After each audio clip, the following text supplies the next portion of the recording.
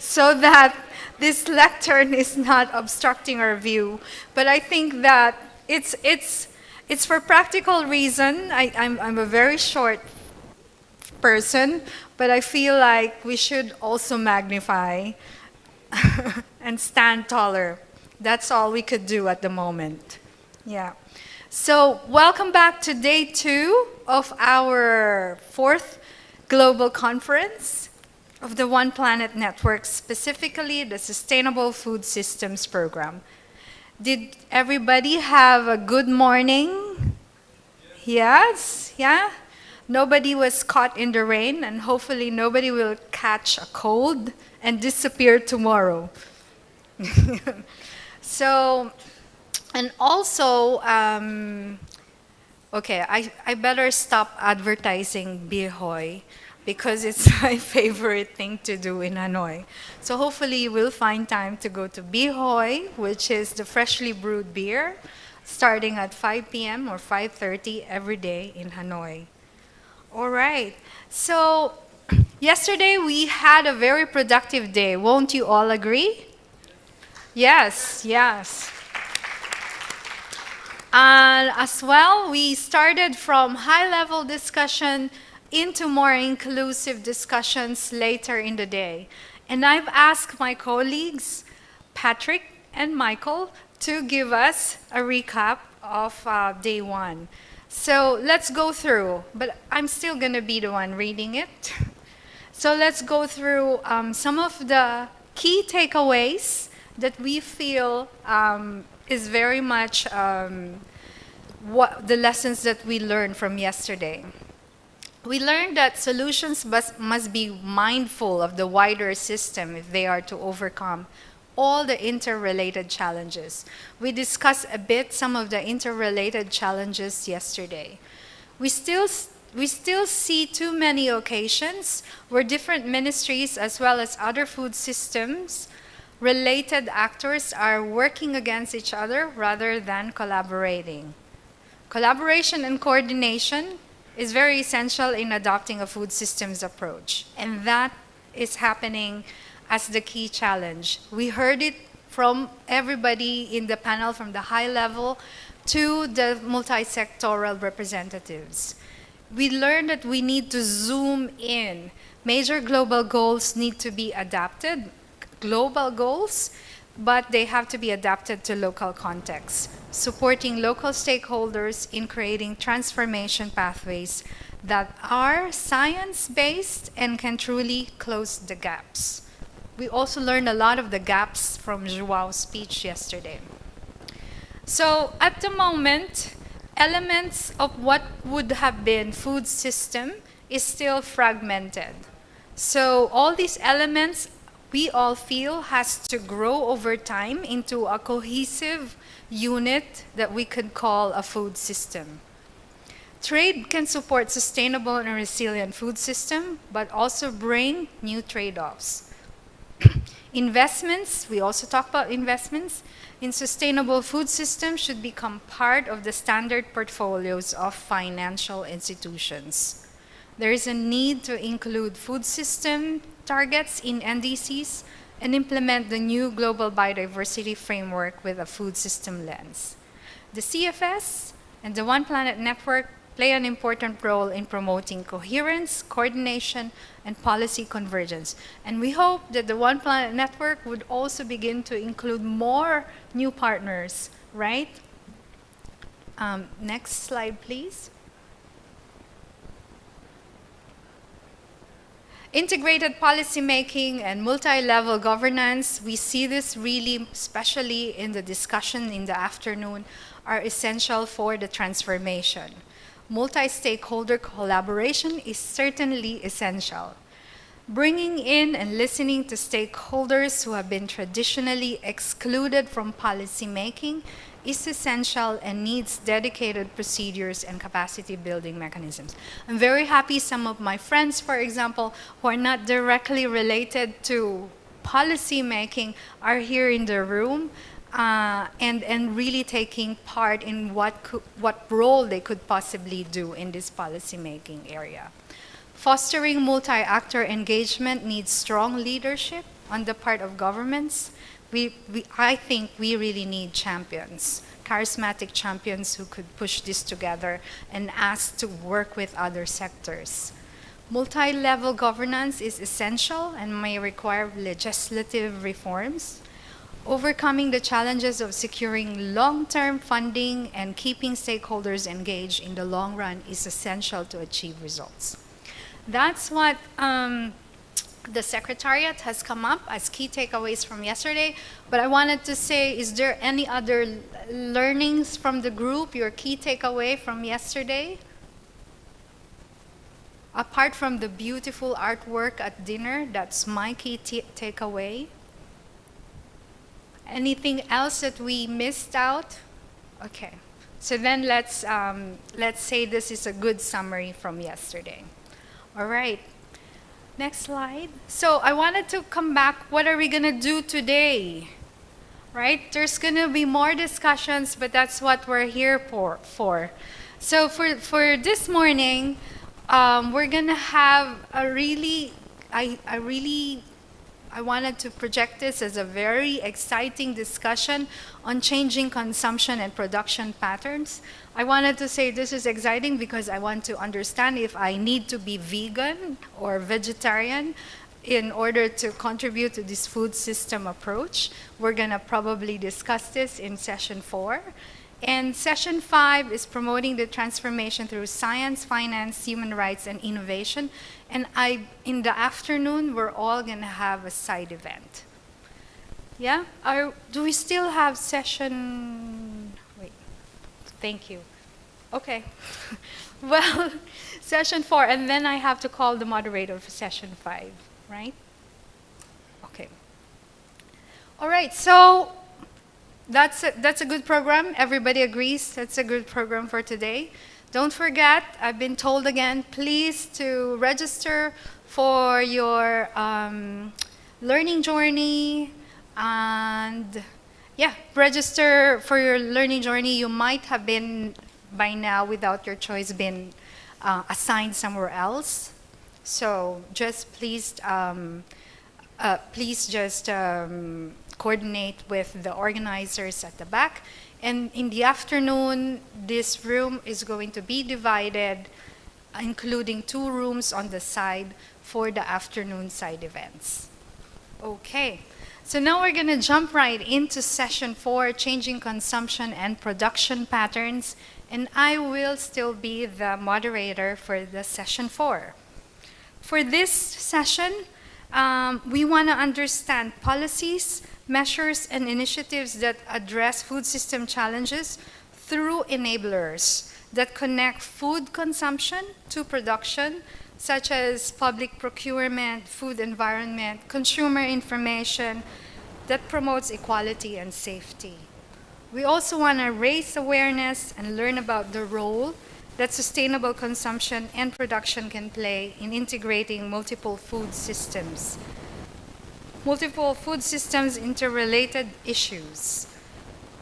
And third, we want to see issue recommendations on key steps and actions that decision makers can take to connect consumption to production to contribute to food systems transformation, including through food systems national pathways and the global SCP strategy. Okay, so that's the objective of this session. But I think a key message, a keynote message will better give us a background on the whole idea of changing consumption and production patterns. I just wanted to give a background on the session. This is framed within the context of the One Planet Network's Heads of States mandate on SDG 12, which is really focusing on sustainable consumption and production.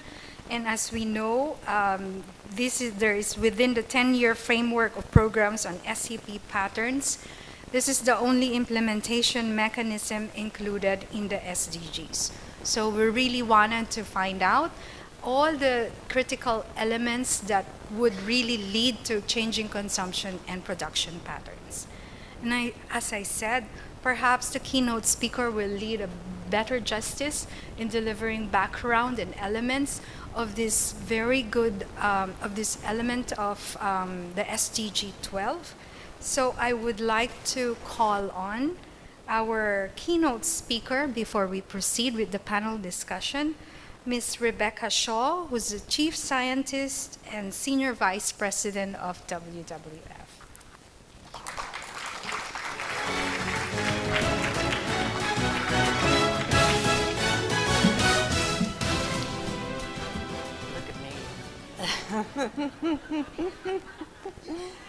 I'm not sure I need it, but I kind of like it.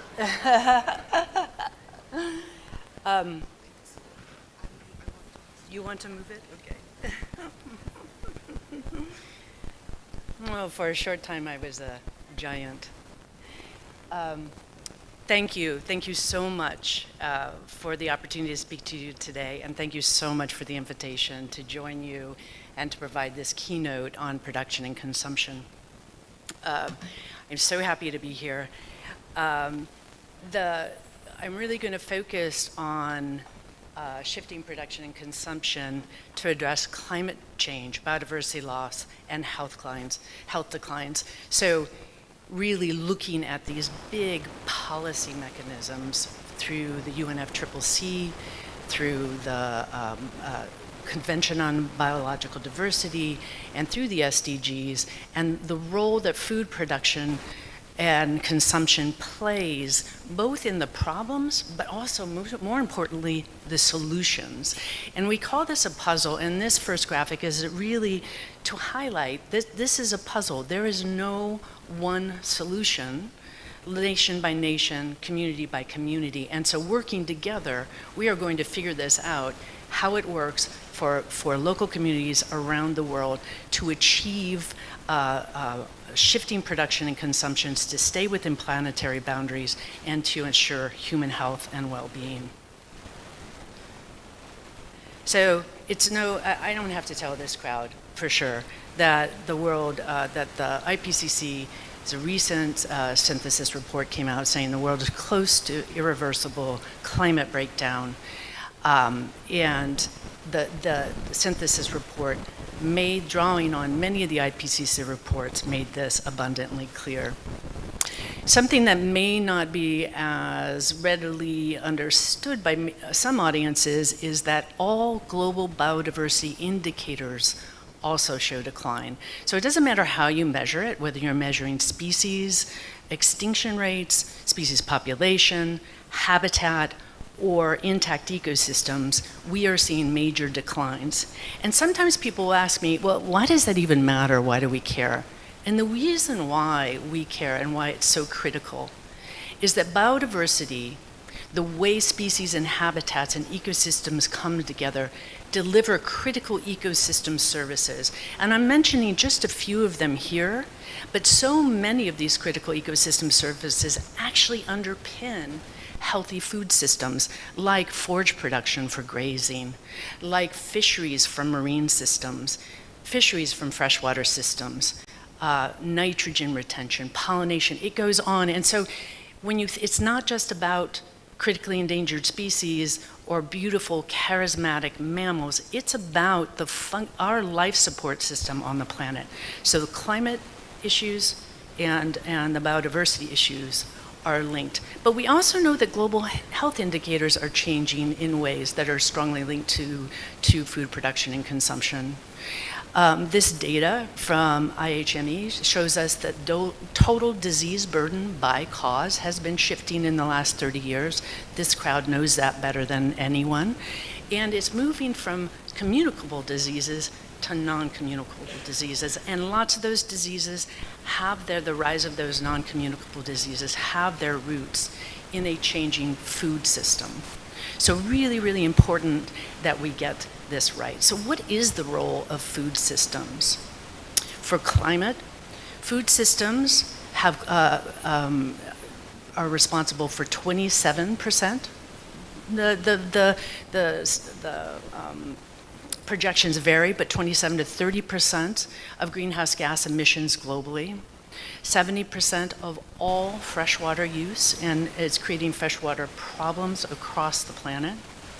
It also is a main driver of biodiversity loss, both through land use change, through habitat destruction, but also overharvest in freshwater and marine systems. And it's also increasing the risk of pandemics as we plow more and more into these intact systems. We've also, as I talked before, climate and biodiversity have, their decline has their foundation in the rise of meat consumption. So the UN climate change report calls for humans to change diets. And this is what we're going to talk about this a little bit. And what does that mean? Does it mean we have to become vegetarians, that vegan? Or does it mean we just need to change patterns in a way that stays within planetary boundaries? And we also see that meat eaters may speed the worldwide species extinction. Again, that's through overharvest and land use change and habitat destruction. We also know that our current food production and consumption system has significant health impacts. 1 in 3 on the planet are overweight or obese. That is a trend that has been changing rapidly in the last 20 years. 1 in 12 go hungry or are undernourished. The leading cause of death happens to be diet in many places around the globe. Oops. And no country is on course to meet its 2025 global nutrition targets for the SDGs. So this great food puzzle, what are we going to do? The food production and consumption puzzle for addressing our shared challenges on climate change, biodiversity loss, and health declines. How are we going to pull this all together in a way that can be enduring community by community by community around the globe? And I think this is the challenge of this group. So I can go, I'm the chief scientist for WWF, and so I could deliver you data all day long, reams and reams of data. But one of the things I'm going to do here is just talk about the climate impacts of the food health system, the numbers we know behind that, but also the numbers behind the solutions. And I'm going to ask you to believe me when I say we also have these same numbers for addressing the biodiversity crisis and for addressing the health crisis. So the real challenge in the science and the data is to bring all these together in a way that are culturally relevant in the places we work around the globe. So let's just focus on climate a little bit. The climate puzzle, solving the climate puzzle or the food and consumption production puzzle for climate change. As I said before, 30% of all the greenhouse gas emissions come from our food systems. And so this is the food supply chain, livestock, and fisheries, from crops for animal feed, for crops for human feed, and so on. So 30% of the global emissions. The really interesting thing is when you look at that 30%, it's growing and becoming a larger and larger proportion of the overall greenhouse gas emission as we move through time. And in fact, even if we were to address climate change impacts or climate change in all the other sectors, just leave food sector alone, all the other sectors, if we do not deal with the food sector, we will not meet the end of the century carbon budget. So our atmosphere has a carbon budget. If we don't achieve it by 2100, we will go beyond 2 degrees, which we know could be catastrophic for many of the things we care about. We know we won't meet 1.5 if we don't address food systems, but we won't even meet 2 degrees, and not only will we pass 2 degrees, we'll pass it by 2050, not even by 2100. So it's essential that we address food production and consumption in order to get our climate change under control and meet our global target there. So the interesting thing to think about is you can parse the numbers, by production, by consumption, and by loss and waste. And this just shows you that if we were to improve on the production side, improving efficiency increasing yields, this shows you how much you can decrease the greenhouse gas emissions to try and meet that carbon budget target for 1.5 or 2 degree change. So each of these has a critically important role to play. And what we see is if you take a food systems approach across food production, consumption, and loss and waste, we can actually decrease emissions in food systems by 63%, stay within the 1.5 degree target, and avoid a 2 degree target or surpassing the 2 degree target. So that's the climate solutions for the mitigation potentials. But we also have climate solutions that tell us exactly how we should do this in the different parts of the food system. So 2020 mitigation opportunity, 2030 mitigation opportunities are tightly linked to the food system, both production and consumption and waste, through climate smart farming, through shifts in diet and food waste, and climate smart grazing, and protection of critical ecosystems. So we see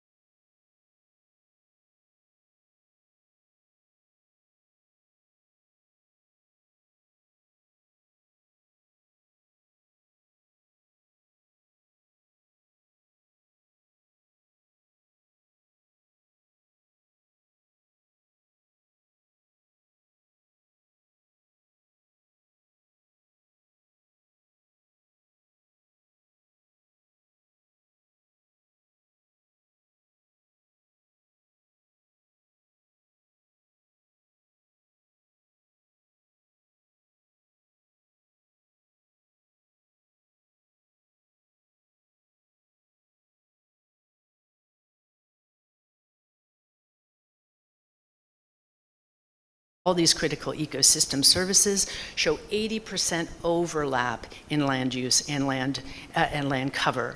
So there's a lot of synergy to be had if we do things right in production and consumption across the climate, biodiversity, and human health.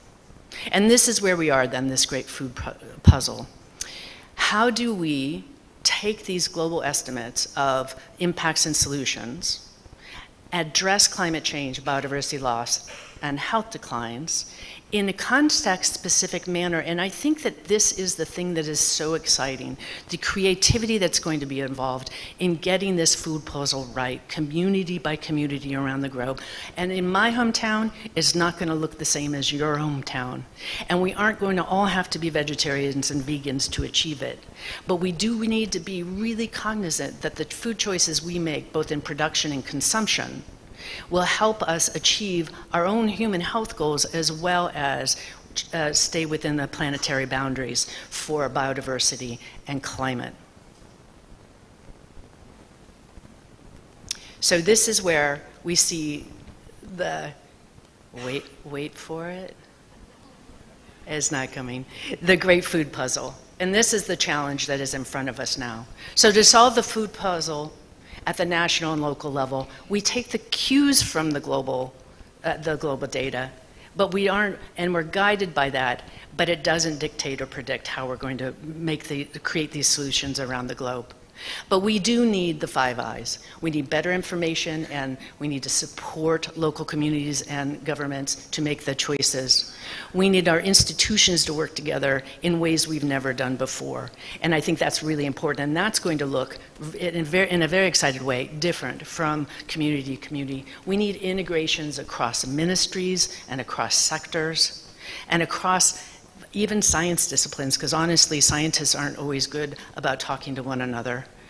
And we need inclusion for these choices to be made so that they're enduring over time, so we can sustain these outcomes. And we need that kind of inspiration that creates the creativity to create those solutions. So the final message, the power is on our plate.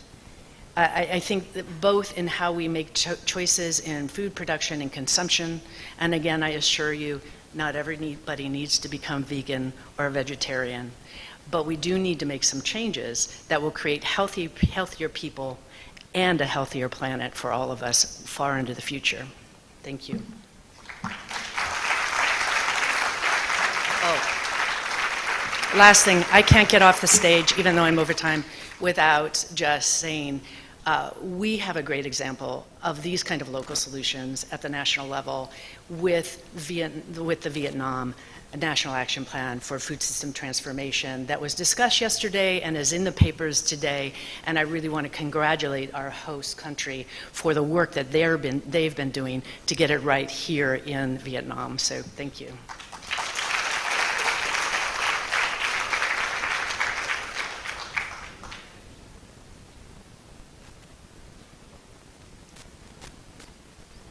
All right. The height is an experiment. So I think I'll go back to this as we are putting together the chairs for our panelists. But Rebecca, thank you so much for such an inspiring speech. I mean, I'm very struck by indeed food system is like a puzzle. It is indeed a puzzle, bringing things together. I'm a senior expert advising the Association of Southeast Asian Nations. It's 10 countries coming together, and then putting the lens of food system is really a huge puzzle that it's not to solve but to put together. And we're also working with a lot of the scientific community with different numbers. As you have said, that struck me really hard as well. And the big task is actually putting all of the numbers together and getting a cohesion and a complementarity to all of these. In my work, we're always saying that we don't promote brands, but we just want brands or labels. We just want everybody to come together and complement one another. So I think that's inspiring for that call. So I think that Rebecca has really given us a very, very good overview of the task ahead of us on changing consumption and production patterns. And we have some eminent experts joining us to perhaps discuss more based on the basics of what Rebecca has shared with us. I would like to call on some of our panelists, Honorable Yo Ado Frimpong, Deputy Minister of Agriculture of Ghana. Thank you, sir. You can take your seat. His Excellency Mr. Sok Silo, Secretary General, Council for Agriculture and Rural Development, CARD, of the Office of the Council of Ministers of Cambodia. My good friend, Dr. Dao Taang, Vice President, Vietnam Academy of Agriculture Sciences. His Excellency Meti Tamrat, Director, Mayor's Office of the Addis Ababa City of Ethiopia. Yeah, did he take a seat? Mr. Plai Pirum, the Project Manager of Sustainable Consumption and Production of WWF Thailand. And lastly, Mr. Robert Cole, Regional Advisor on Responsible Agriculture Investment, Mekong Region Land Governance Project. Yay! And I'll be again, the rose among the thorns. Okay, and can I I can stand here as we do our panel discussion.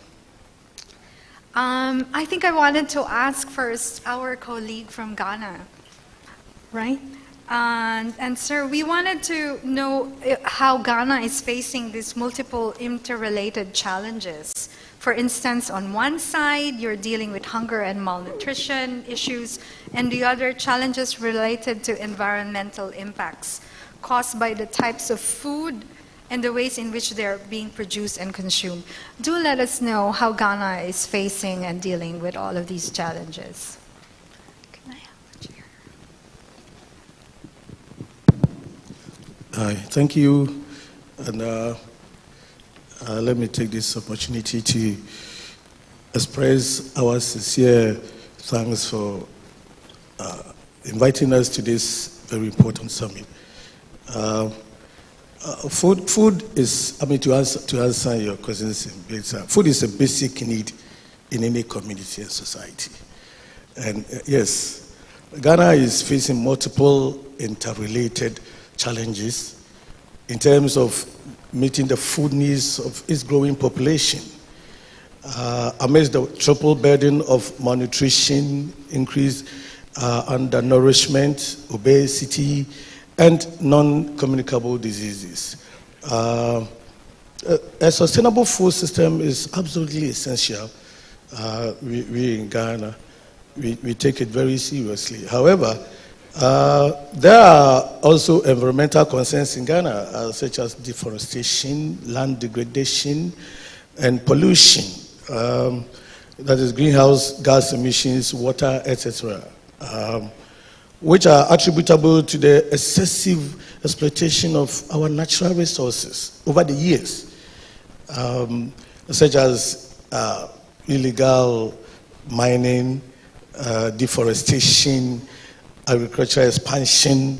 Because population is increasing, we need to expand our agricultural practices, and therefore taking up more lands, and this also caused a lot of environmental degradation.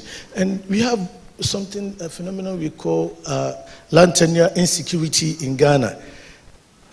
It is causing a whole lot of problems for us. We are trying to solve this problem. Therefore, our food systems are not adapting quickly enough in terms of resource efficiency, that is using less land. How do we go about it to meet our growing population?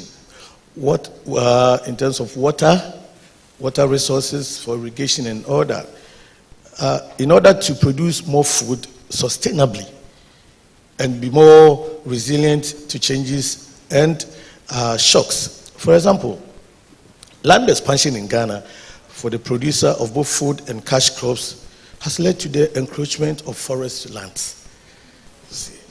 To ensure sustainable food consumption and production, the government of Ghana is emphasizing on intensification and diversification for the sustainable production and consumption of food and tree crops through mixed policies and multiple flagship programs. In a nutshell, that is what we are doing as far as the issues of climate change and environmental protection is concerned. So if there are anything that we can add. Thank you very much, Dr. Frimpong. And there we could see how Ghana is really facing the trade-offs, right, of increased demand for food at the risk of also losing some of the lands, and with population growth and economic growth, as you have shared. And we'd be happy to hear later on some of the policies perhaps that Ghana has put in place to face those challenges. Over to my side, I think we wanted to hear from Cambodia. What is the Cambodian government doing in implementing to address the interrelated food system challenges, such as the one that Ghana has shared with us in facing to avoid hunger and malnutrition? Your Excellency, Mr. Soxilo, would you like to share with us? Thank you, Madam Moderator, and I would like to take this opportunity to thank the Vietnam government, especially the Ministry of Agriculture and Rural Development, for hosting this important conference. Also thank to the development partner supporter to make this important event happen. I would like to share the Cambodian experience in related to the big policy on food system challenges. The framework for dealing with the food system challenge in Cambodia is come from the rectangular strategy and the strategic development plan. That is the direction for policy formulation and strategic direction for each period of the legislature. Under the framework of the Royal Government of Cambodia, support the sectoral contribution from agriculture, industry, trade, health, education, social protection, and all and also coordinate the multi-sectoral effort to address the cross-cutting issues on food system, food security, nutrition, and social protection. Each of the sector have policy guideline and strategic plan with effect to the overarching of the government goal established for the National Strategic Development Plan. The concept of food system in Cambodia is quite new, and the challenges our way of thinking. It requires us to think about the full impact of the activity and all the system like health, economic, social, and environment system. It from the production to the consumption. Since 2019, Cambodia have promoted the discussion on food system, and in 2021, we have produced the Cambodian roadmap for food system for sustainable development 2030. Is an outcome of the National Food System Dialogue led by the Council for Agricultural and Rural Development. Since that time, the concept of food system is integrated into the policy dialogue and strategic plan of the relevant ministry and institution at both national and subnational level. And this month marked remarkable progress that we have submitted the National Strategic Development Plan 2024 to 2028 and align all sectoral contribution to support the conviction of effort for the food security and nutrition and coordinating effort from farm to fork is one of the area of our focus. And we recognize the potential of school meal to enhance human capital development and the local food system. The government of Cambodia joined the School Meal Coalition in August 2021 with a commitment to ensure every child has the opportunity to receive a healthy, diverse, and nutritious meal at school. Homegrown school feeding is recognized as the game-changing action under the food system roadmap, and the Royal Government of Cambodia is prepared to assume full implementation of the homegrown school feeding program by 2027. The program currently covers around 15% of schools in Cambodia and serve hot meal daily to approximately 300,000 pre and primary school children. The program has provided several objectives. Provide a safety net to household school children at vulnerable areas, strengthening the local economy, enhance education outcome, and providing dietary of school children. These complementary objectives are achieved through the hybrid model by procuring perishable food locally, prepare fresh, healthy, nutritious, and safe meal daily, and ensure that all staple food are fortified, especially rice fortified, to maximize the content of nutrition at the low cost.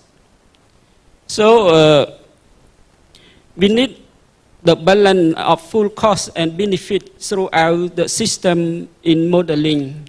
The cost of ratio in Cambodia is around 20 cents per children. It is quite low for the designer, the policy maker to design the menu for the nutrition school feeding program. So it's the challenge for the smallholder, the farmer, and the supplier as well for the low cost. So we need to work through the good agriculture practice and to find out the safety outcome food for supply to the school.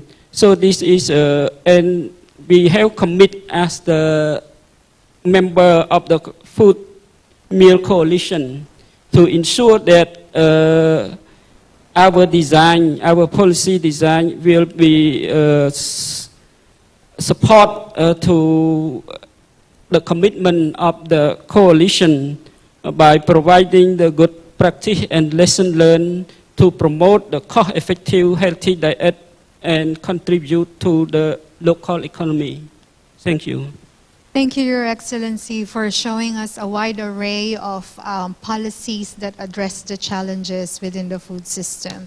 And it shows the importance from a national roadmap, right, which you have seen. I think it shows the importance there has to be an overarching national roadmap that goes into, that incentivizes initiatives such as even all the way to the meal plans at the bottom. So thank you for that sharing. Yeah. And so my next question is directed to my good friend, Dr. Ando. You know, in all of these discussions, from the challenges from Ghana to national policies that are shared by Cambodia, there is a significant role played by the scientific community, right? And what do you see as the role of the, what insights and role of the scientific community can you share with us that provides support not just to government, but also to some of the stakeholders and actors important to the food system framework? Dr. An. Thank you for the question. So I think that, as you know, Vietnam is an exportation agriculture and food country. But we have also to import a lot of raw material for processing of agriculture and product. Even that we are facing the challenge, still facing some challenge of malnutrition, mostly in mountainous area, or obesity in the city increasing, and also our intensive agriculture facing challenge of degradation of nature and resources, that's agrobiodiversity, also land pollution, water pollution, etc. So we think that if we can see, as a researcher, we can see that we need a food system approach to mobilize different stakeholders working together and to change the solution. So I think that in Vietnam, our academia, university, we have a strong cooperation with different international organizations like 1CG or CIRAT, and also NGO. Networking in Vietnam for scientific is very good. So we have some organization working on food system approach testing, and we decided that maybe we should voluntarily produce a report and to bring some evidence to convince the government that food system approach is important, and the government should participate in the UN food system dialogue in 2021 in New York. And I think that this is a very positive result, because the government also needs the evidence from the base. And from this up to now, we already organized some consultation, series of consultation, and mobilizing the voluntary contribution of different organizations. And we just have the achievement that last month the government decided to issue the national food system transformation toward transparency, responsibility, and sustainability by 2030. So I think that we have the very good contribution and highly contribution of the academia. And we think that now we are already on the fast train. The challenge is still more, because the food system asking a lot of knowledge, innovation. data, etc. So we need to produce to support small farm, because we think that the small farm in the rural area they have a very difficulty solution now, and the advisory services extension system need input from academia. So I think that, and also we need the support from different international organizations to work with us and to share the experience. Thank you. Okay, thank you, Dr. An. I think there's Rebecca there to ask for data as well. But it's good to get an overview. It's good to get an overview that there's the policies from Vietnam MARD, as an example, is very much interlinked with scientific data coming from the universities within the country. So that's good to know. So let's move to examples now happening at the city level, right? And we are joined by Mr. Plai Pirom. We understand every time I go to Thailand, there's always super much nice food, right? I mean, everybody in this room would agree that Thailand has such great food, apart from Vietnam as well. So we wanted to know what Thailand is doing on sustainable consumption and production patterns. Thank you, Excellencies, distinguished guests. Good morning. I think I prepared a few slides just to.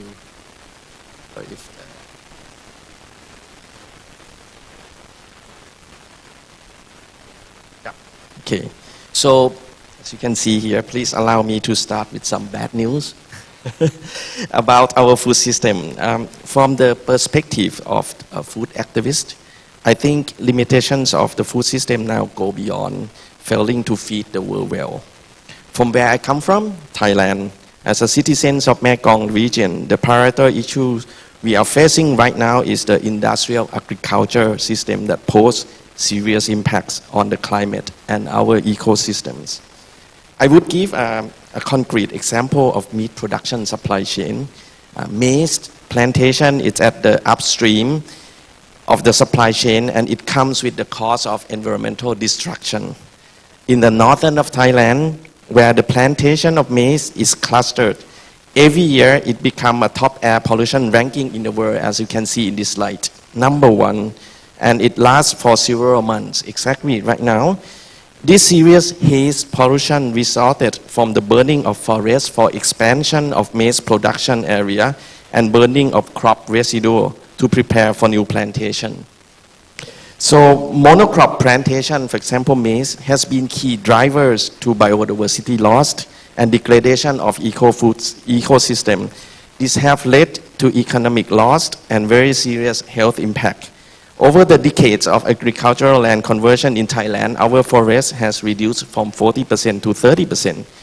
But the worrying fact is the long-term degradation of soil and erosion, making it very difficult to grow other crops and maintain agricultural productivity, especially in this climate crisis. Apparently, the situation gets worse, where this animal feed business fights its way to promote expansion in neighboring countries such as Myanmar, Cambodia, and Laos, and without environmental safeguard policy. That's why this happens. This explains why this year burning of forests to clear land for maize plantation is exponentially occurring in the Mekong region outside of Thailand. But from the project Future Food Together, we implemented since 2017, we foresee this issue as a priority and try to address it through sustainable consumption and production, as well as the value chain approach. Our main objective is to accelerate food transformation through implementation of pragmatic solutions on the ground to enable producers, processors, marketers, food service companies, retailers, and consumers to contribute toward this sustainable food system. We gave our focus on building capacity and empowering marginal farmers with nature-positive agricultural practices and value chain creation. By implementing nature-positive agricultural practices, the marginal farmer prove that they can earn more higher productivity and economic benefits, at least 4 or 5 times as compared to monoculture or industrial agriculture.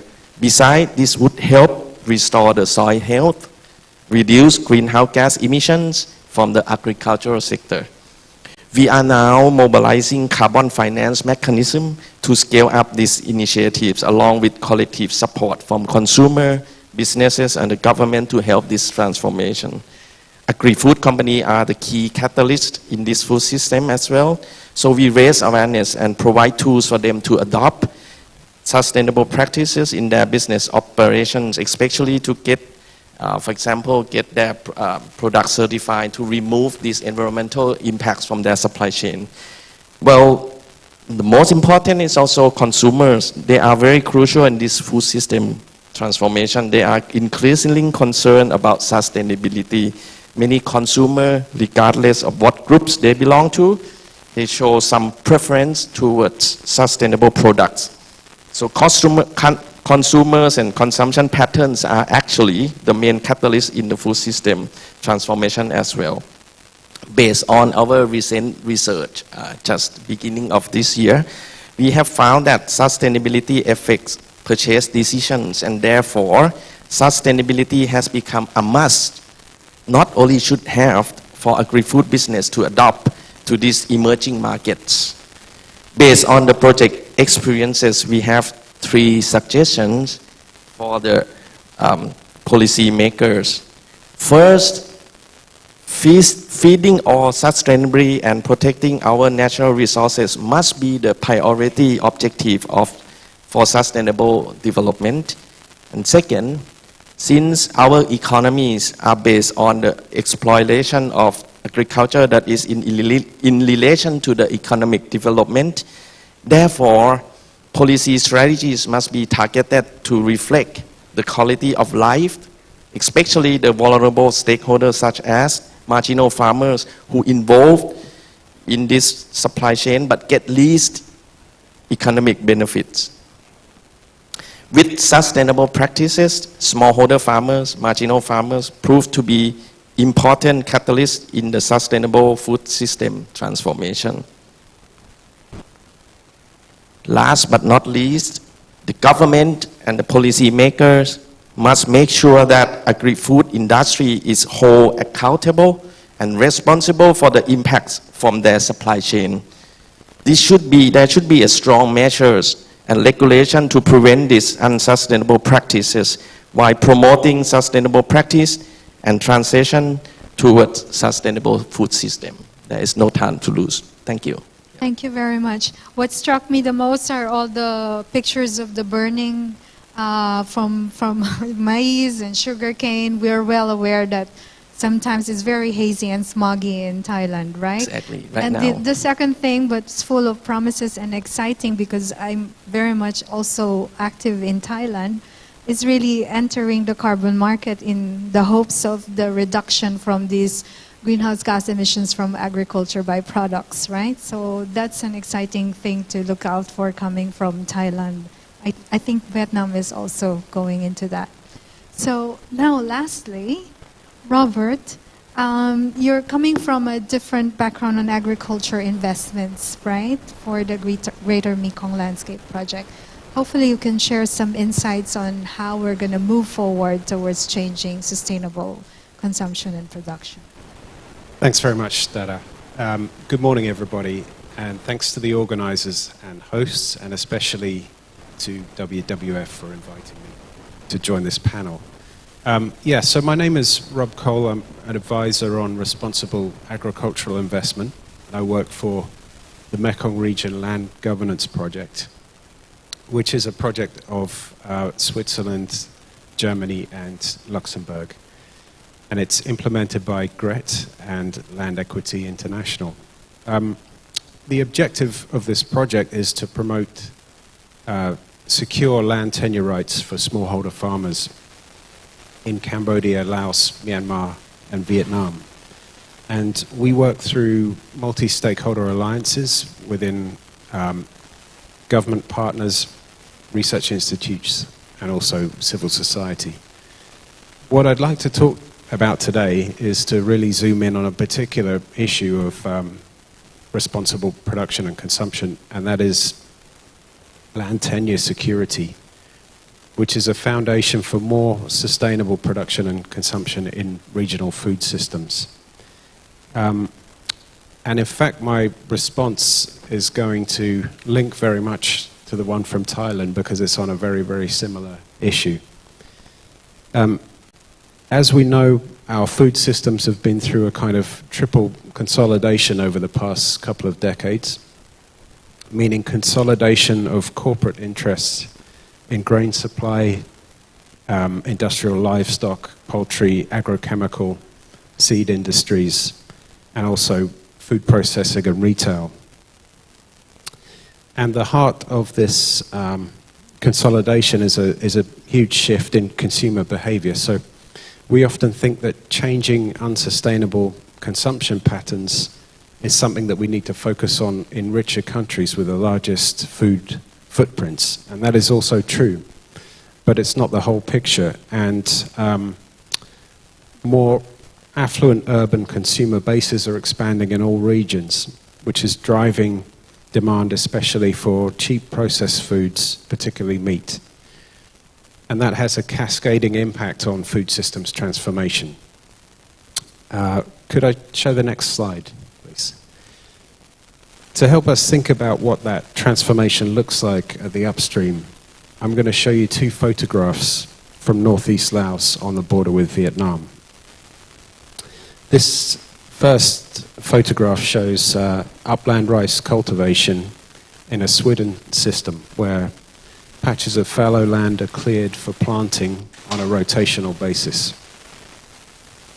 Although the farmers in this area also lack formal land tenure rights, the low intensity of this practice means that they can divide the land communally, and it allows the farmers to restore fallows and regenerate the land after a couple of seasons of use. Next slide, please. The second photo shows an area cleared for commercial maize in Laos for animal feed production in Vietnam, the same value chain that's just been explained by my colleague. These farmers also lack formal tenure rights, but their planning horizons are made even shorter by the instability of the market. So this locks them into extracting as much income from the land as quickly as possible and applying increasing amounts of damaging and expensive inputs to be able to maintain the yield.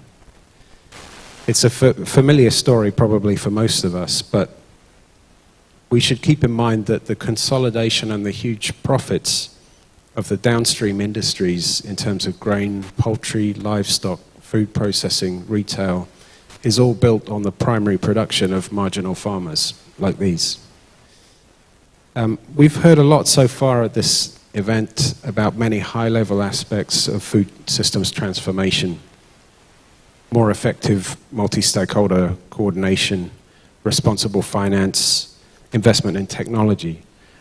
And these are all part of the equation in terms of transforming food systems towards better environmental and social outcomes. But a lot of that sounds quite far away from the ground level in the context that we're looking at here. What we argue at MRLG is that the most effective first step you can take to improve sustainability in this kind of food system is to provide smallholder farmers with secure land tenure rights. Farmers that own the soil that they cultivate are much more incentivized to invest in it and to do so sustainably for the long-term benefit and future prospects of their families. Formal land tenure rights alone can't guarantee more sustainable practices because that also depends on the types of market opportunities that are open to farmers. This is where notions of responsible agricultural investment need to consider responsibility as shared across value chains from producers to consumers, as demonstrated in the case from Thailand. I'd like to conclude by highlighting 3 recommendations of relevance to what I've covered here. But these aren't from me, they're actually from you. These are resolutions from the previous SFS conferences. From the first conference in 2017, Investment is required in formal and informal food value chains that truly reflect the values and needs of producers, local communities, and consumers. From the second conference in 2019, encourage a shift towards healthier and more sustainable food environments together with the private sector, including SMEs, informal market actors, and farmers. From the third conference in 2020, food systems governance should address current power imbalances and actively work to engage the most marginalized food system stakeholders in developing solutions. I would say that action is still needed on all of these resolutions, and I would add to these that food systems transformation begins with secure land tenure rights for smallholder farmers. Thank you. Thank you, Robert.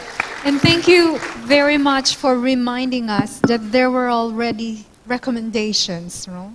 We do not lack in recommendations. There were already recommendations. And, but I'm going to go off script afterwards and really ask you on how you think we're going to, but that's for the second round.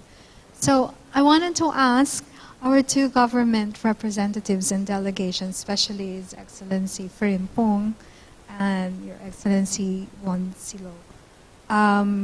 What do you think are the main obstacles? Very quickly for 2 minutes only.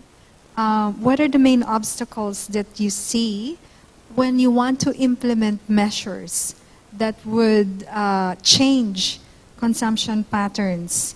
What do you see are the challenges that prevent you from moving ahead into promoting these sustainable consumption patterns? Yeah, thank you so much. Multiple challenges that we've identified. And the first one that we think it's quite serious is how to integrate the population into the changing their lifestyle in terms of food consumption. It's become a problem. We have a unit in the ministry that deals with, we call the Directorate of Women in Agriculture, and they're more concentrated on directions in nutritional needs of our people. And educating the people around the country has been quite difficult. You know, Ghana is a multiple ethnic group composition as a country, and each ethnic group has its own way of feeding itself. And if you want to introduce any new thing to them, it's quite challenging. And that is one of the key things that we are trying to do. It has been very challenging. And like my colleague from Cambodia said about the school feeding program. Yes, we have a very comprehensive school feeding program in our country right now. And the most interesting aspect of our school feeding program is this, that we want every region to concentrate or use lots more of the kind of foods that they produce there to feed the school children. That has become a major challenge because in some areas there are major shortfalls, and to introduce new varieties of food to those areas has become quite challenging because they are used to the food they eat. And you want to bring in a new diet to them has become a challenge. And that's number one. And number two, the growing school going population is overburdening governments now. And we think this is where several development partners that are in Ghana to support this initiative so we can overcome this challenge. We implore, and many times we come to a forum like this, that there must be an integrated way of doing these things. We all need to sing from the same hymn book, bring all resources together so we can implement this program to meet the challenges that is. So, in a nutshell, these are the few things that we're doing in Ghana to address the situation.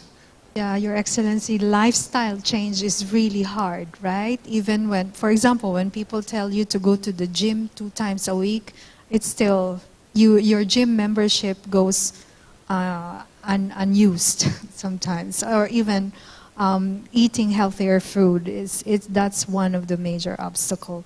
Is that something similar, Your Excellency, Soxilo?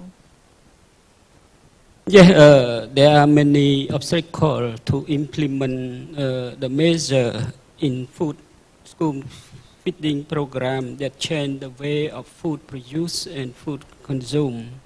First, the menu design for procurement model for homegrown school feeding is challenging for the smallholder farmer and seller because it does not create a strong market demand for their product. Second is the climate change. It's also the major obstacle that we already see that local production and procurement is limited by the natural disasters like seasonal drought and flood. And the third one is the both production challenge and consumption behavior limit the amount of vegetable, fruit, egg, and cereal consumption in Cambodia. The major effort need to be strengthen consumer awareness, promoting interest of this nutritious food and link production and consumption through effective social behavior change and make safe food, nutritious food more accessible, affordable to all Cambodians through promoting the agriculture modernization, especially smart farm, and the local production of nutritious food production such as fortified rice and other fortified food are still limited in supply to the school, and also a lack of confidence of the consumer of using the fortified food. And last one is food safety and food loss, food waste are major concern for Cambodian. So this challenge that we need to address through the improvement of food system in addressing all value chain from the production to consumption, or we can see from farm to fork, to produce more sustainable production and encourage more sustainable production and consumption and make all food available to the market. Thank you. Thank you. These are very formidable challenges, no? Climate change impacts, market procurement, problems in the supply chain, behavioral changes. These are very formidable challenges in order to arrive at what we wanted to in sustainable consumption and production. So I wanted to ask our non-governmental actors, from the academe to the NGOs,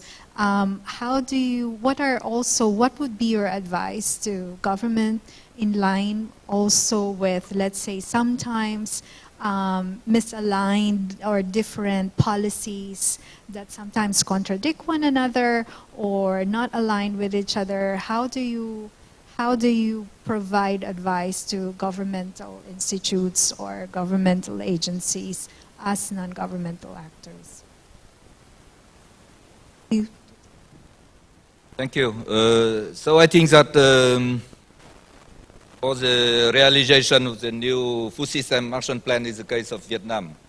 The first priority activity is to revise all of policies that are related to production, commercialization, and also consumption. All yes, policies. Because to see what is review and to see what is the conflict, and because for example in production, we oriented to agroecology orientation. So this is different from the last 10 years. We focus much more on the intensification.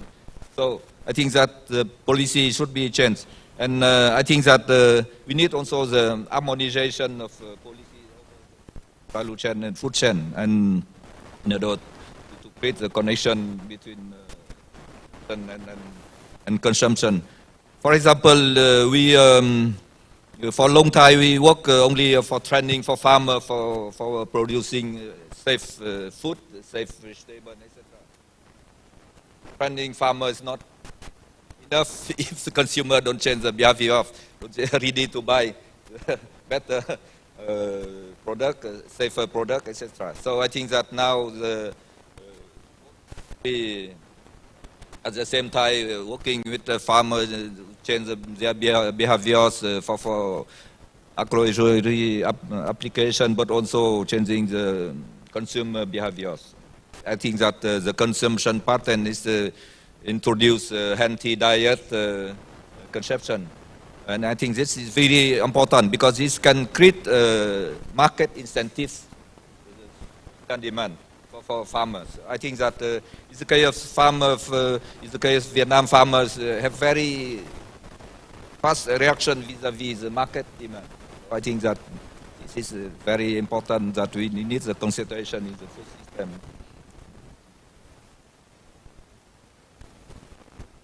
Thanks. Yeah, I mean, it's a really tough question, how to overcome obstacles to implementation, get around lack of coherence and things like this. It's really hard to find some meaningful advice on that because, especially when we're talking about an urgent process that we need to move forwards quickly, because we're talking about very time-consuming long-term processes. Policy making is an area of, by nature, of area of intense competition over resources and interests.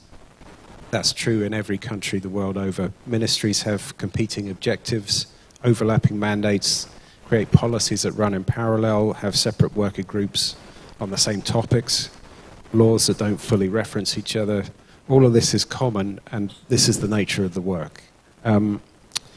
When you have unclear land zoning, categorization or tenure regimes, it can be very difficult to push for change because there's a strong tendency for very powerful interests in controlling land allocation and the revenues that result from that. The solutions are really down to long-term engagement, dialogue, and constantly building an evidence base on how clarifying land rights actually contributes to more sustainable and beneficial investments. But as I said, these issues don't move fast, and that's a problem for the urgency of food systems transformation.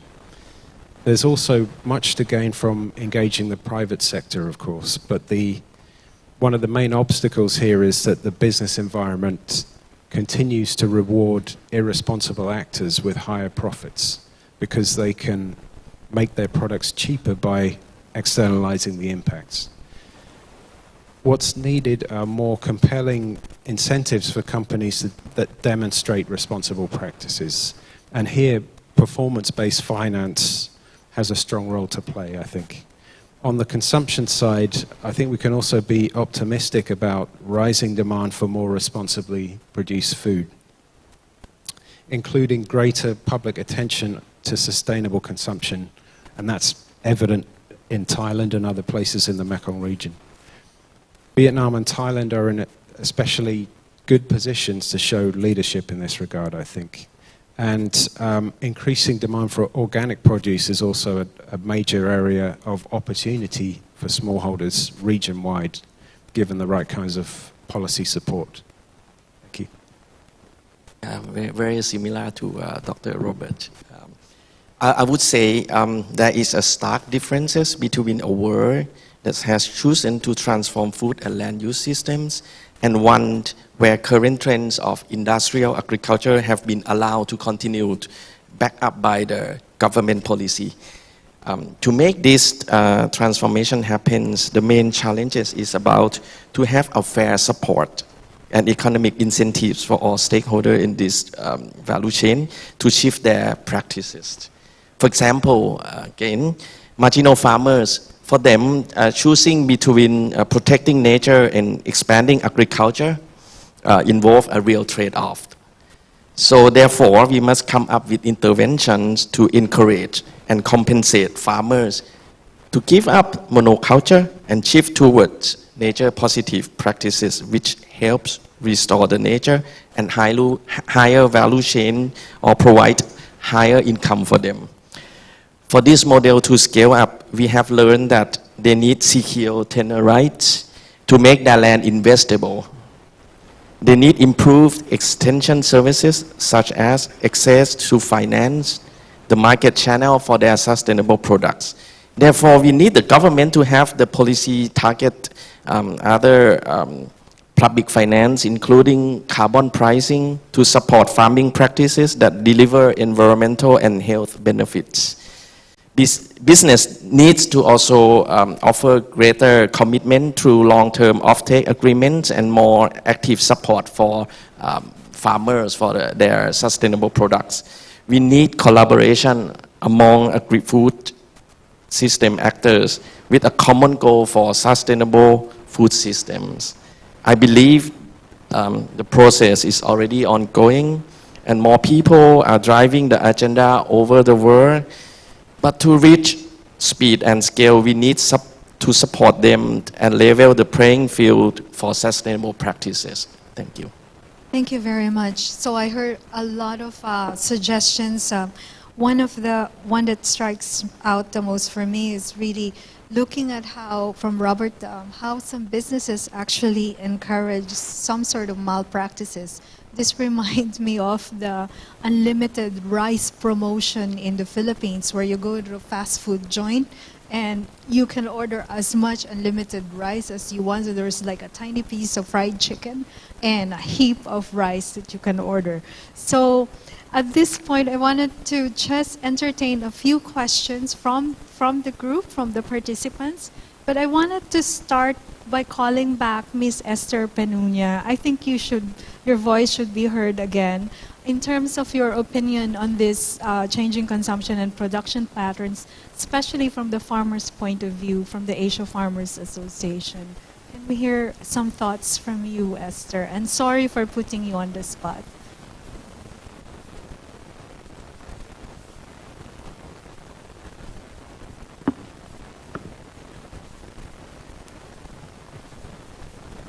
Hello. Thank you, Dada. Even if it's a surprise. But yeah, really, I was thinking about this topic and I was really whispering to my colleague here. No? First is, we really need to also highlight the voice of the consumers movement in the region. And we're really asking ourselves, is there a strong consumers movement here in the region?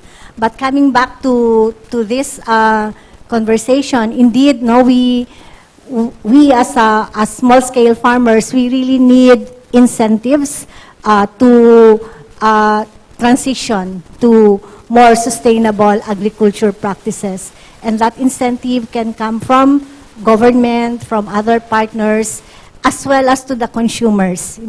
When we go to our farmers and we try to motivate them to go organic, for example, they will say, but the consumers do not like holes in our petcha, in our cabbages, in our leafy vegetables. No? They do not like holes. No? And that means that we need to have more education publicly with the consumers that why are holes necessary or is a given, no? If you want to eat healthy food. No? So something like that. So there must also be consumer behavior changes. No? So my question is really, what can be also the incentives or the support that especially the public can give so that consumers can understand now why the need to change to sustainable food practices. And I really would like to also affirm what the panelists are saying in terms of the government support, no? So incentives, for example, many farmers are also saying, well, we want to go organic, but you know, the government subsidizes fertilizers, subsidizes pesticide, and there is no support on how we can go organic if this pest in our crop is here. We don't know what to do. So something like this, now very concrete.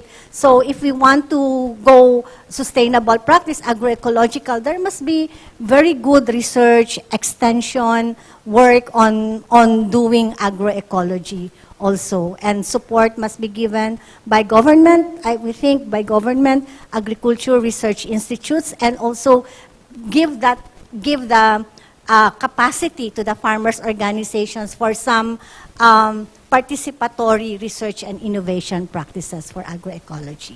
Thank you. Thank you, Esther. And I think there's a clapping for your suggestions, very concrete suggestions. And there's a raised hand. Thanks.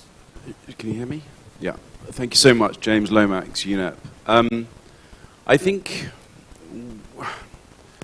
we've got a caution about focusing on how important the consumer choice is, because I think the consumer consumes what they are provided by the food system. And I'm not sure that they are provided the correct, well, I know that they're not provided with the correct food to feed themselves and their family. So I think the responsibility doesn't lie with actually the consumer. I don't think it relies actually with the farmer. It's the bit in between. So which the markets, the policy, etc., that create the rules of the game for the food system. But my question really is on livestock. Now, livestock for me is a really interesting topic, and it's something that's somewhat of a dichotomy when we talk about it in food systems. So livestock is something that is often demonized, but you know, livestock, when we look at the agricultural revolution 10,000 years ago, you know, livestock was the reason that we moved towards more productivity, etc. So how do we reconcile the fact that livestock are an integral part of a sustainable food system?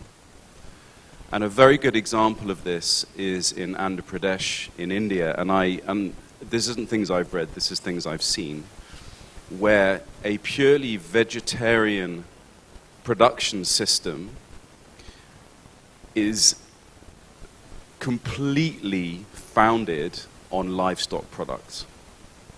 So this for me is a wonderful example of where a community produces for themselves, produces for the community, and produces for the market. Their own consumption is vegetarian, but it is based upon sustainable livestock production. Thank you. Thank you very much. Very thought-provoking. There's much to be said about that, but there's a lot of hands raised, so I think we're just going to get all the feedback, and we're not going to guarantee answers, but these are thought-provoking thoughts that we need to get it out. Thank you. I just wanted to add just to one point to what Esther Ben said, and the whole area of sustainable consumption and production it's a nexus, and therefore when we are talking about incentivizing farmers and talking about the government's role, there's also a role of the private sector. The corporates, the food processing companies that are producing foods, as the gentleman here said, that the consumers are eating what they are provided with.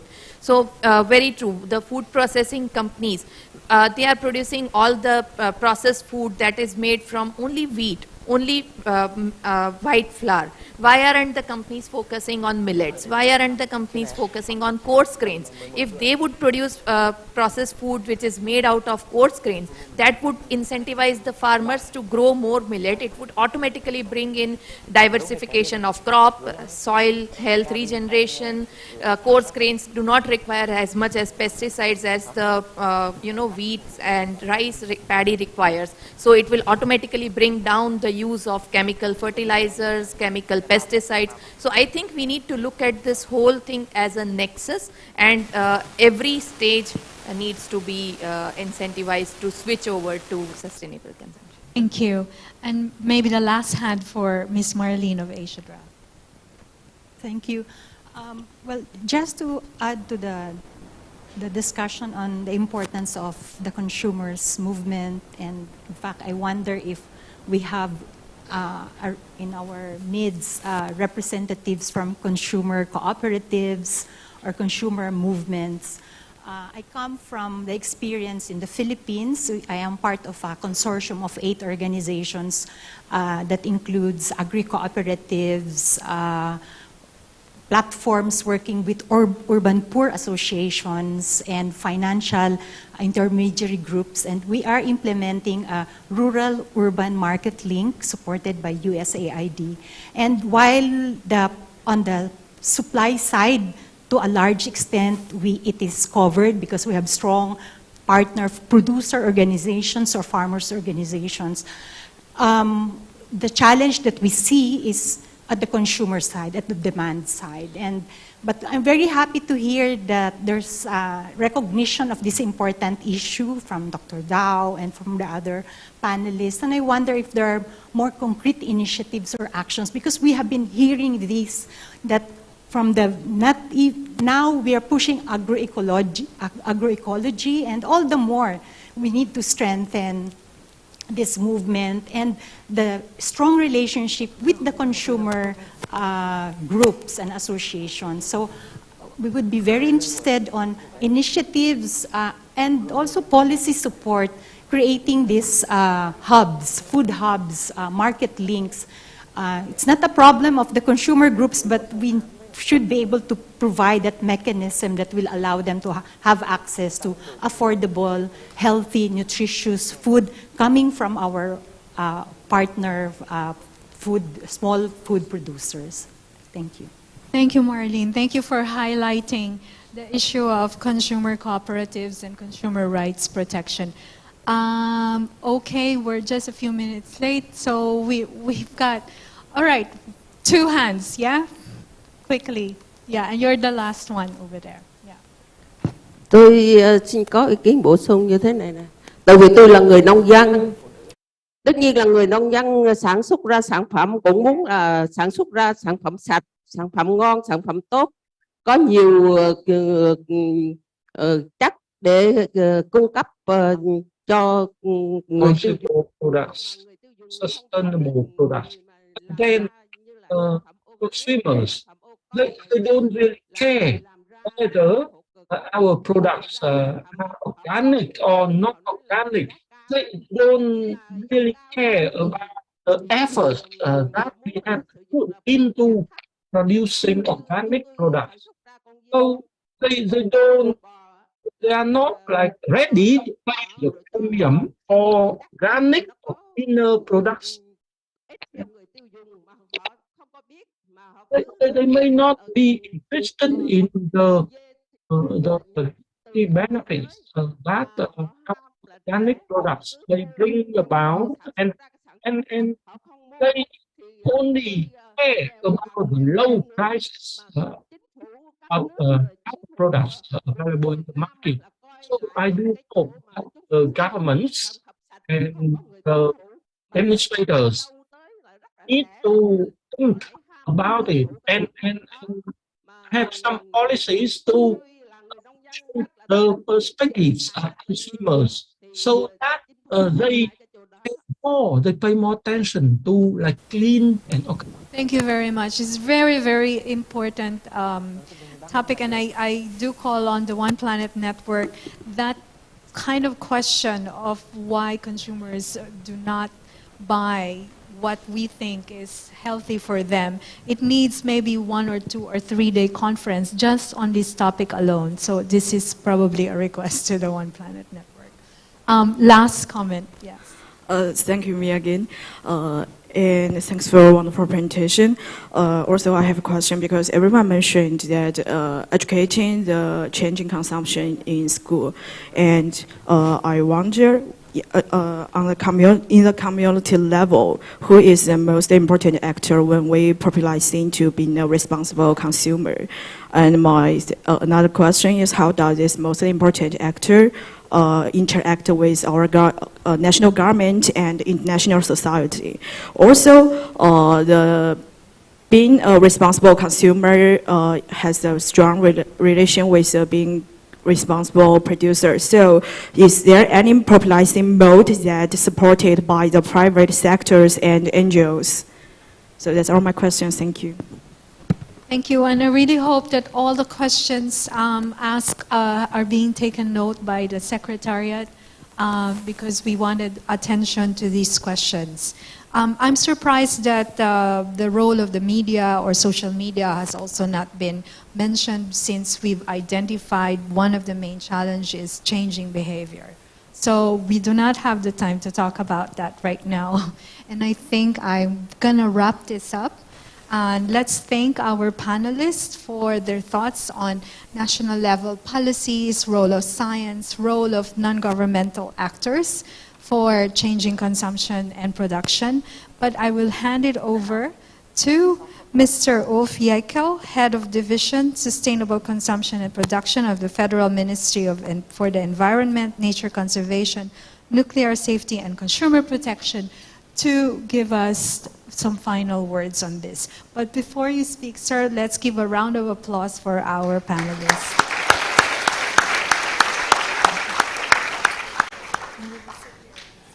Yeah, thank you very much. Yes, we had a very rich discussion, and I could also talk for, I don't know, an hour to not being able to summarize all of that. Of course, I think it was quite clear. Changing consumption and production patterns is definitely needed. It's the figures shown by Rebecca in her keynote speech were very impressive and very clear. And the current trend is not going into that transformation direction, into the right direction. Even if in the city where I live in Berlin, every second new restaurant opened up is a vegetarian one, still the global trend is different. So we have to see how we can address that. And let me summarize the discussion in 3 main points. Changing consumption and production patterns in the food sector has to involve the whole supply chain. We heard that we follow the food systems approach, the whole supply chain, but also every consumer. Changing diet, everybody knows that, is very difficult. And if you are in a better state of development, if your personal income is increasing, then you want to consume more, and maybe you want to go beyond that what you could afford before. So it's very understandable, and to tell somebody to change in that situation, that's really difficult. Working together of the whole supply chain, from farmers to food processing companies to retailers. I very much like the approach our colleague Plai from Thailand presented, working with the farmers on the ground, cooperating throughout the whole supply chain, and then communicating that approach to the consumers. This is at the point of sale, this is a very good approach. And of course, yes, there are members in that supply chain which have to be supported, the smallholder farmers, for example. We heard a lot of that, granting them rights to use their land in a longer term. That's definitely needed and provides the right incentives. And the consumer has not only to accept the changing of diets, but also be more aware and demand more sustainable products. That doesn't mean that we put the burden on the consumer, the responsibility on the consumer. By far not.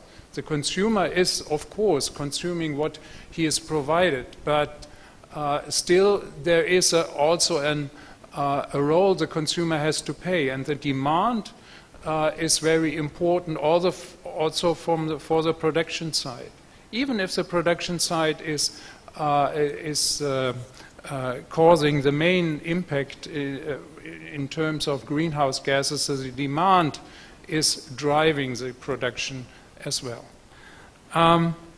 Food waste has to be reduced along the supply chains. Farmers have to be allowed to make use of their harvest as much as possible. So retailers and agri-food companies should also accept uneven fruits and vegetables, so that most of the food is used and not wasted. And also for consumers, it's important for them, even if it's against some cultural tradition.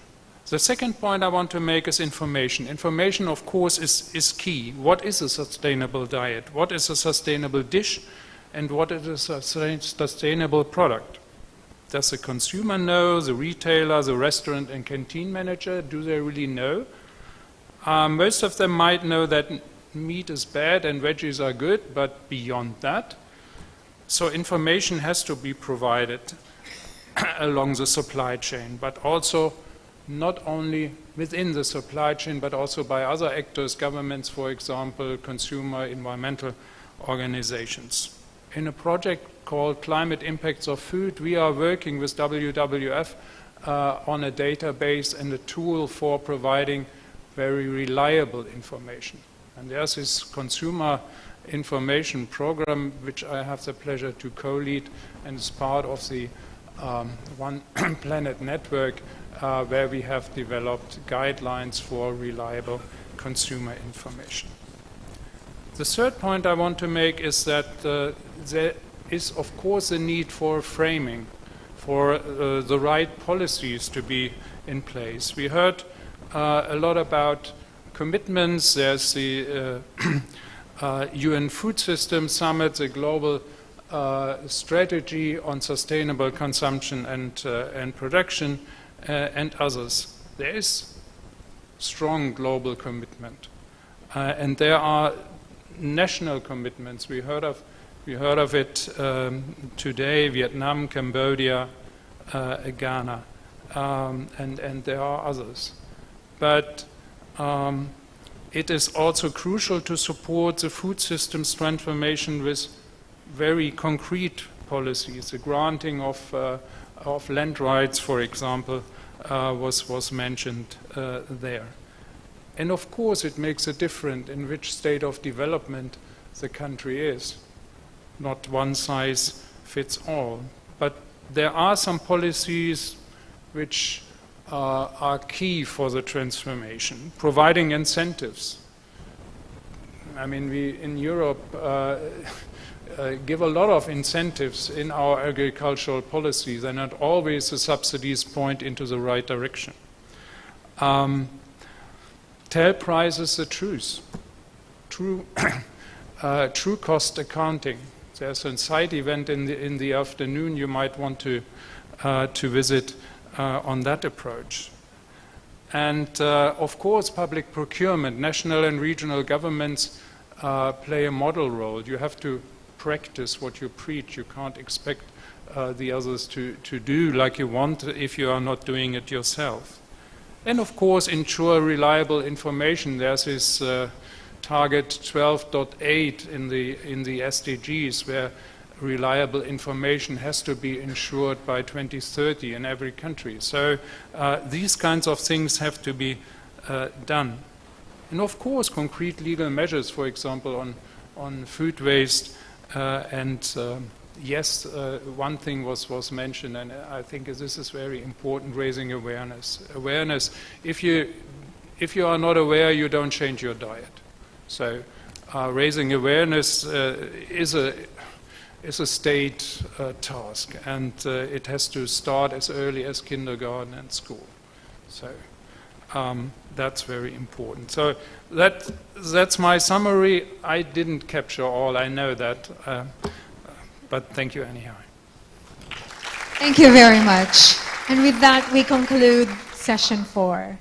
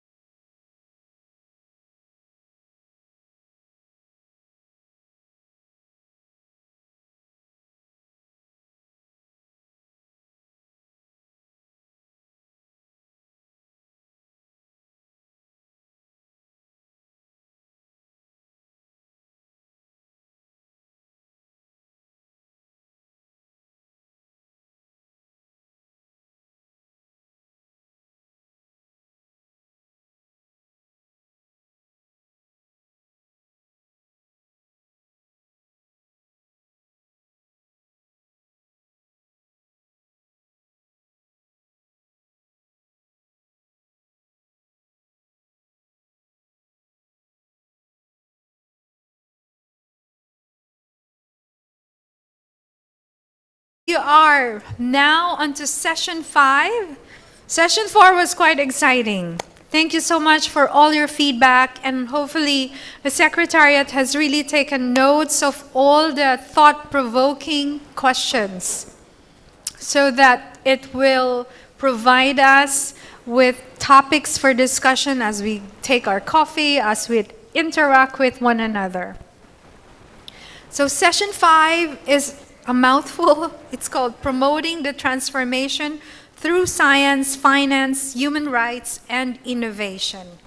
And it's my pleasure to introduce Mr. Adam Gerstenmaier from the Food Action Alliance, who will be moderating and running the whole show after this. Thank you. Adam.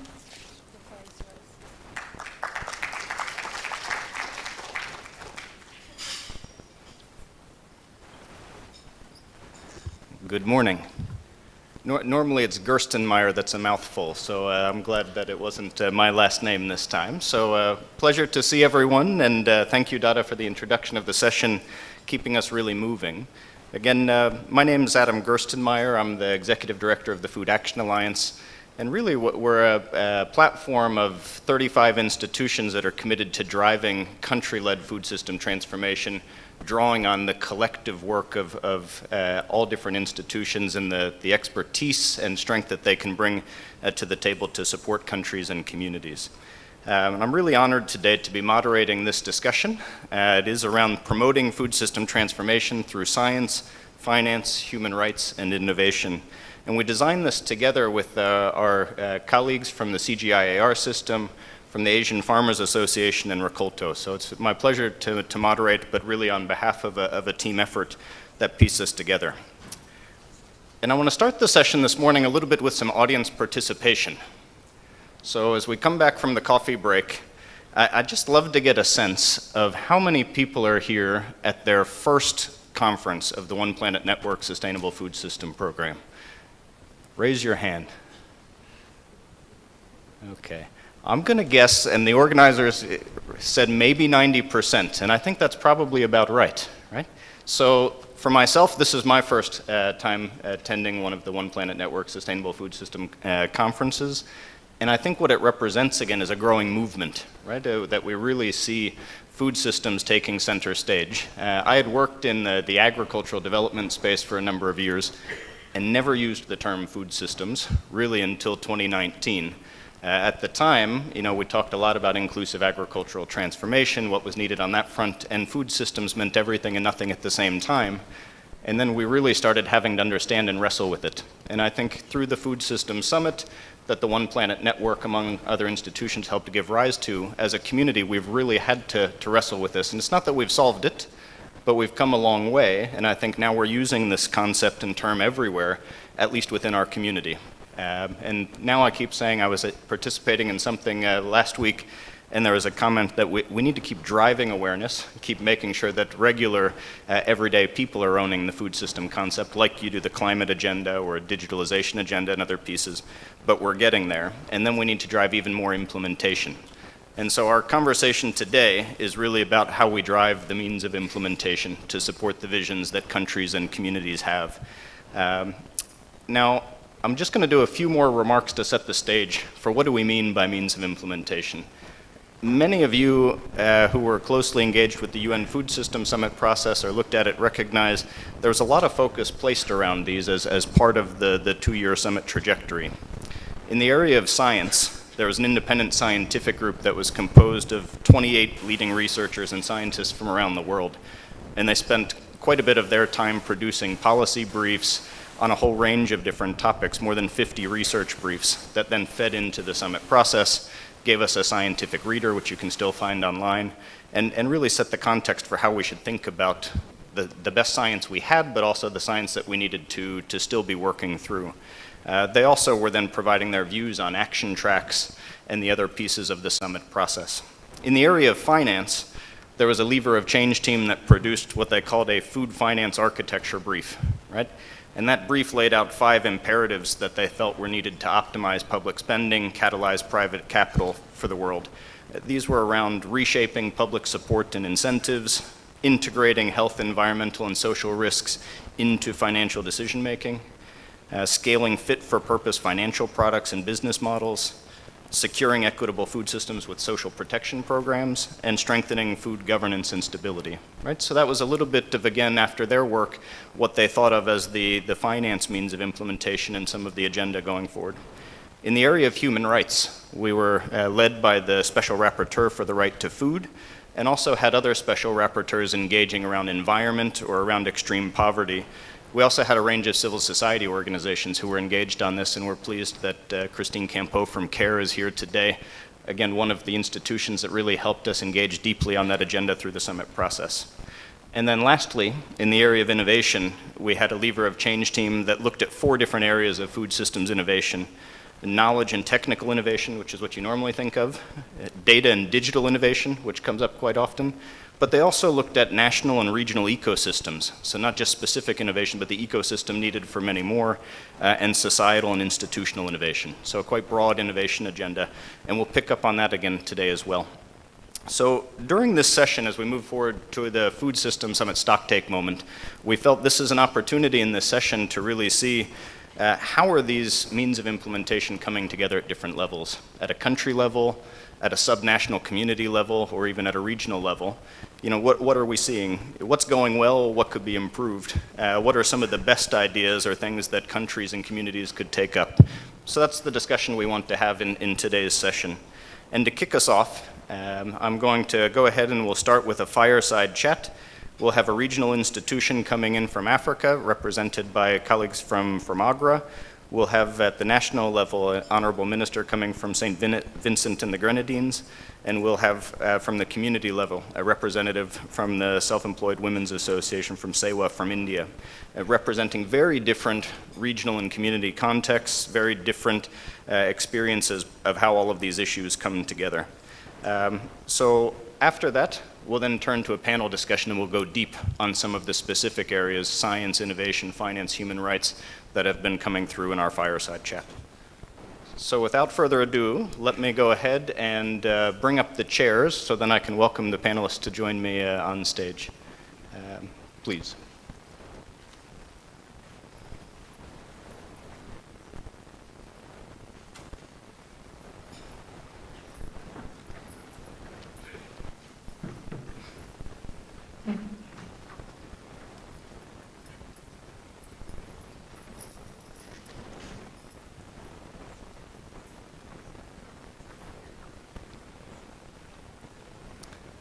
As we wait and we're bringing 2 more chairs, maybe we also have a show of hands, backed audience participation. How many people have come to every One Planet Network Sustainable Food Systems conference? I've talked to a few people who have been here since actually the very early days in the context of this, where I see a few of you who have at least talked to me about the journey along the way. I see Jamie over there. Any hands? No. Okay. Well, good to know. So I think, again, quite a growing movement, again, of specialists in this space. So to join me on stage, I'm pleased to now welcome, firstly, Honorable Saboto Caesar, Minister of Agriculture, Forestry, Fisheries, Rural Transformation, Industry and Labor, St. Vincent and the Grenadines. To join with the Honorable Minister, I'm pleased to welcome Dr. Jean-Jacques Muhinda, Regional Head for Agra, East and Southern Africa. And then also to join with them, Ms. Mansi Shah, Program Manager for the Future of Work Activities, Self-Employed Women's Association, Sewa.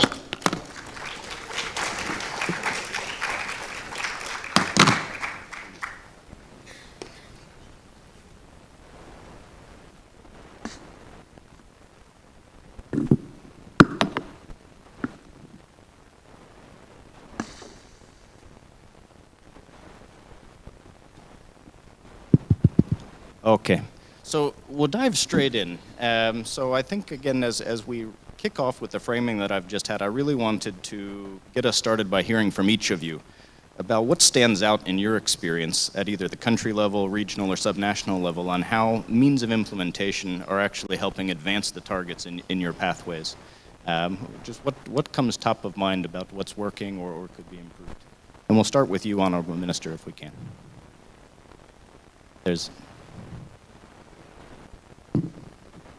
Thank you very much. There is definite unevenness across different approaches that we have adopted in my country and in my region. And if I may begin from the level of production,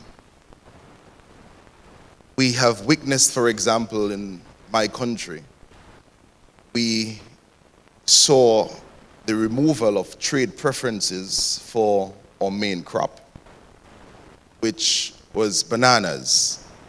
There was a WTO ruling that removed the trade preferences, and in 1992, we had a $100 million banana industry.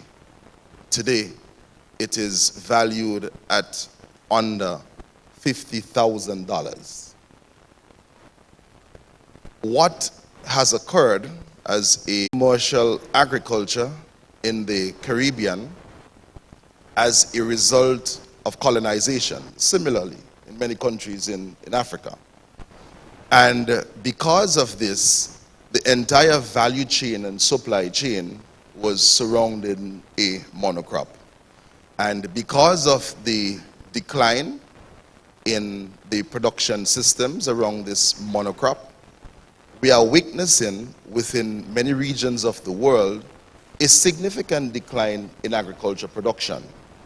And that is one of the main causes of a reduction in overall food production. What we have done is that we have sought to diversify our agriculture sector, and we have done so in a very deep-seated manner over the last decade. However, when you have centuries of producing a monocrop and you have to shift production, it does not happen overnight. And we now have a system of small-scale family farmers who do not have a framework for commercial agriculture as yet, or access to international markets, and it is having a tremendous knock-on effect throughout the whole agriculture sector. And this is one of the main guiding lights impacting on food production systems in my entire country and the region. Great. Thank you, Minister. I want to come back on some of this as we talk. We'll have a discussion, I think, on this piece. I think that statistic of the monocrop industry dropping entirely from 100 million to 50,000 stands out very starkly. But I think, part of what you now, as you drive forward with broader production with your smallholder farmers, and what's the framework for them to engage access markets, I want to turn to Agra, actually, to my colleague, Dr. Gohinda, to talk about similarly, I think, in different contexts throughout the African region. How are you looking at, again, supporting countries and communities with food system transformation? What's standing out for you? Very good. So thank you very much, Adam, and the session conveners for having me here. You will allow me to speak from a regional perspective, but of course giving country examples from an agro perspective. You're asking us to reflect about how these different means of implementation come together from a regional perspective, but also landing at country and community level.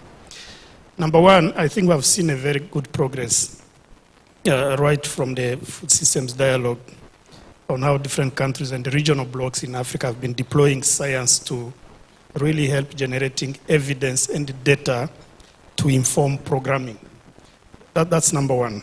Number two, we've also seen some good progress in terms of how countries are moving from development framework strategies towards prioritize the agenda.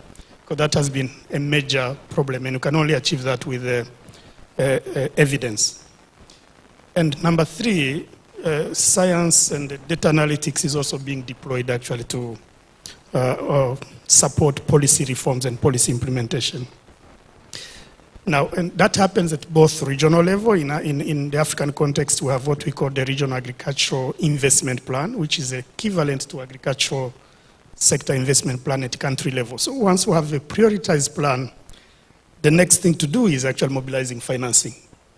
And this is happening from increasing public sector spending, mobilizing private sector participation, and even ensuring mutual accountability for donor participation, which we call normally in technical terms development partners.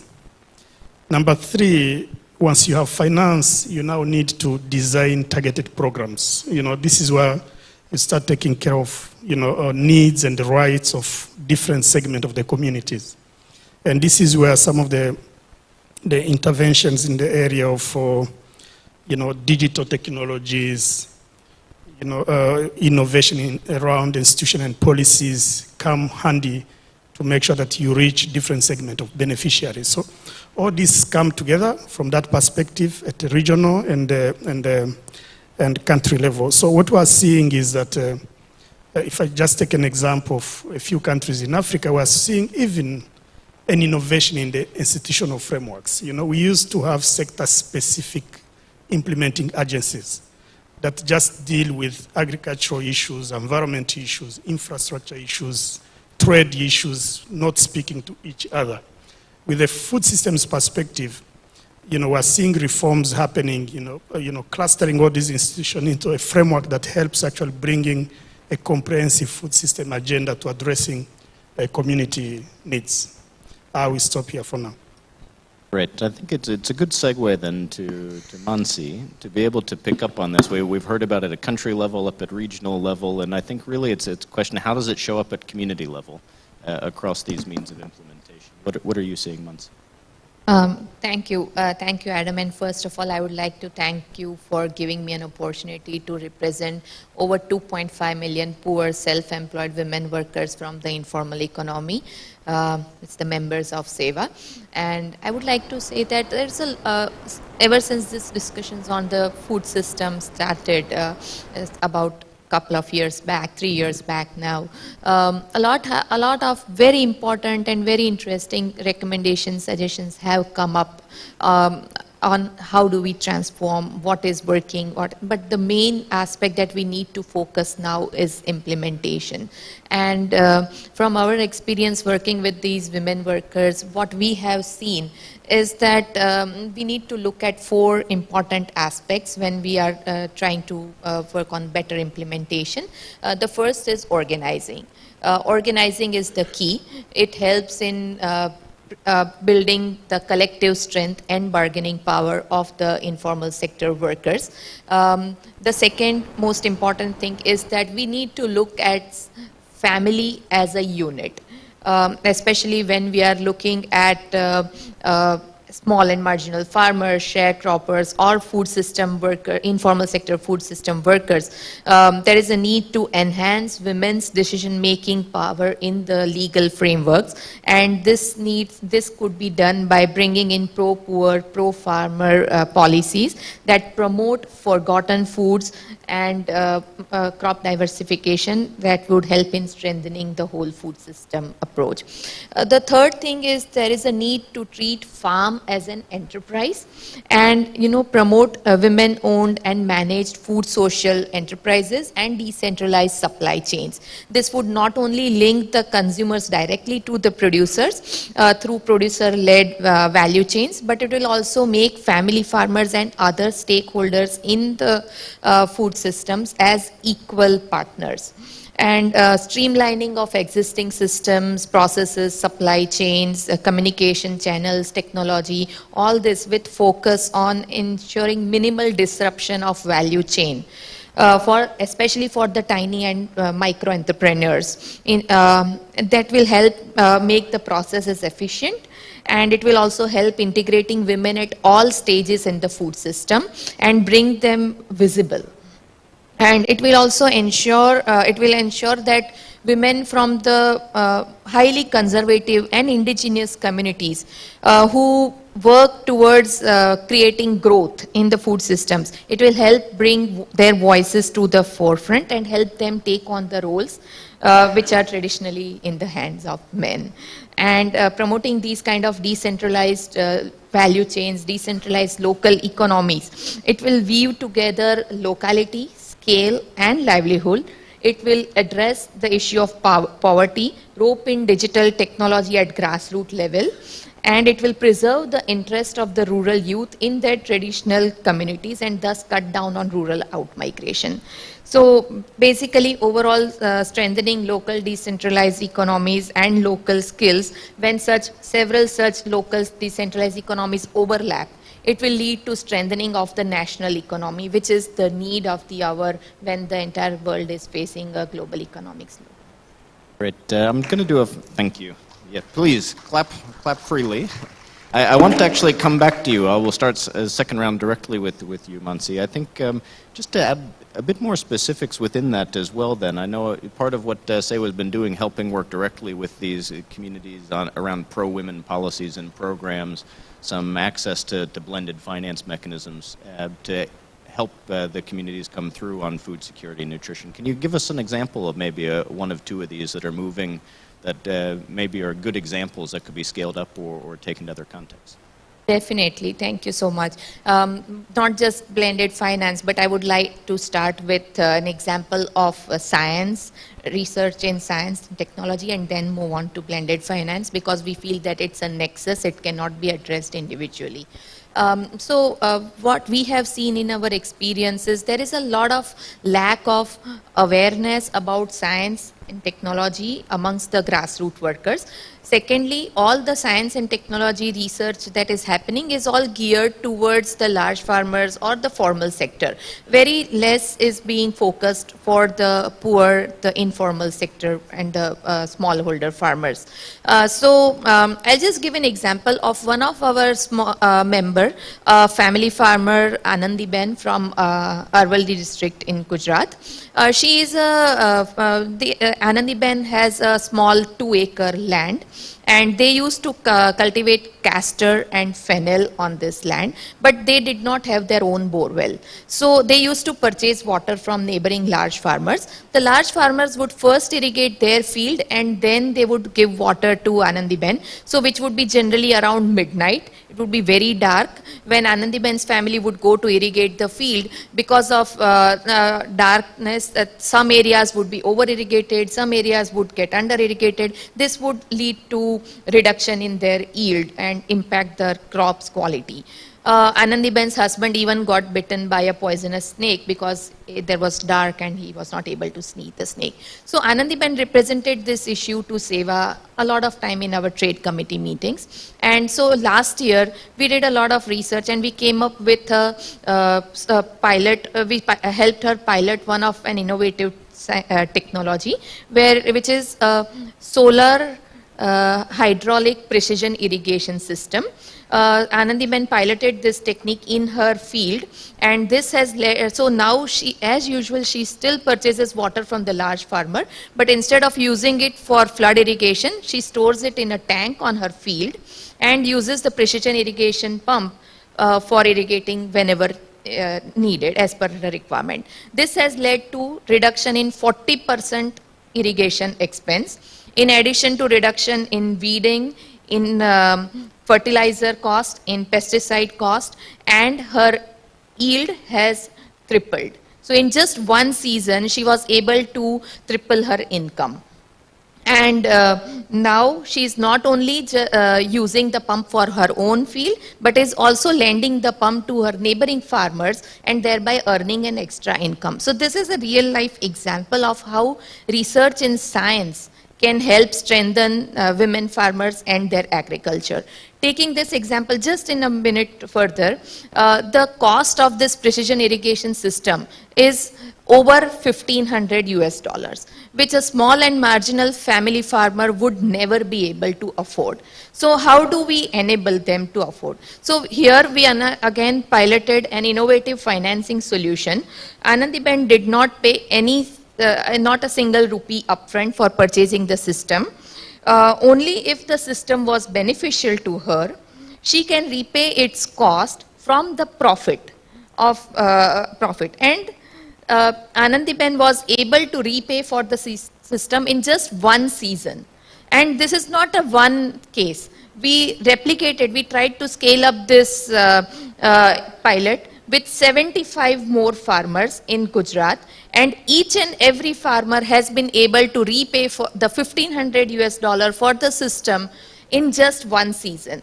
So this is how innovative financing solution could help strengthen the livelihoods of poor marginal farmers as well as the workers across the food system.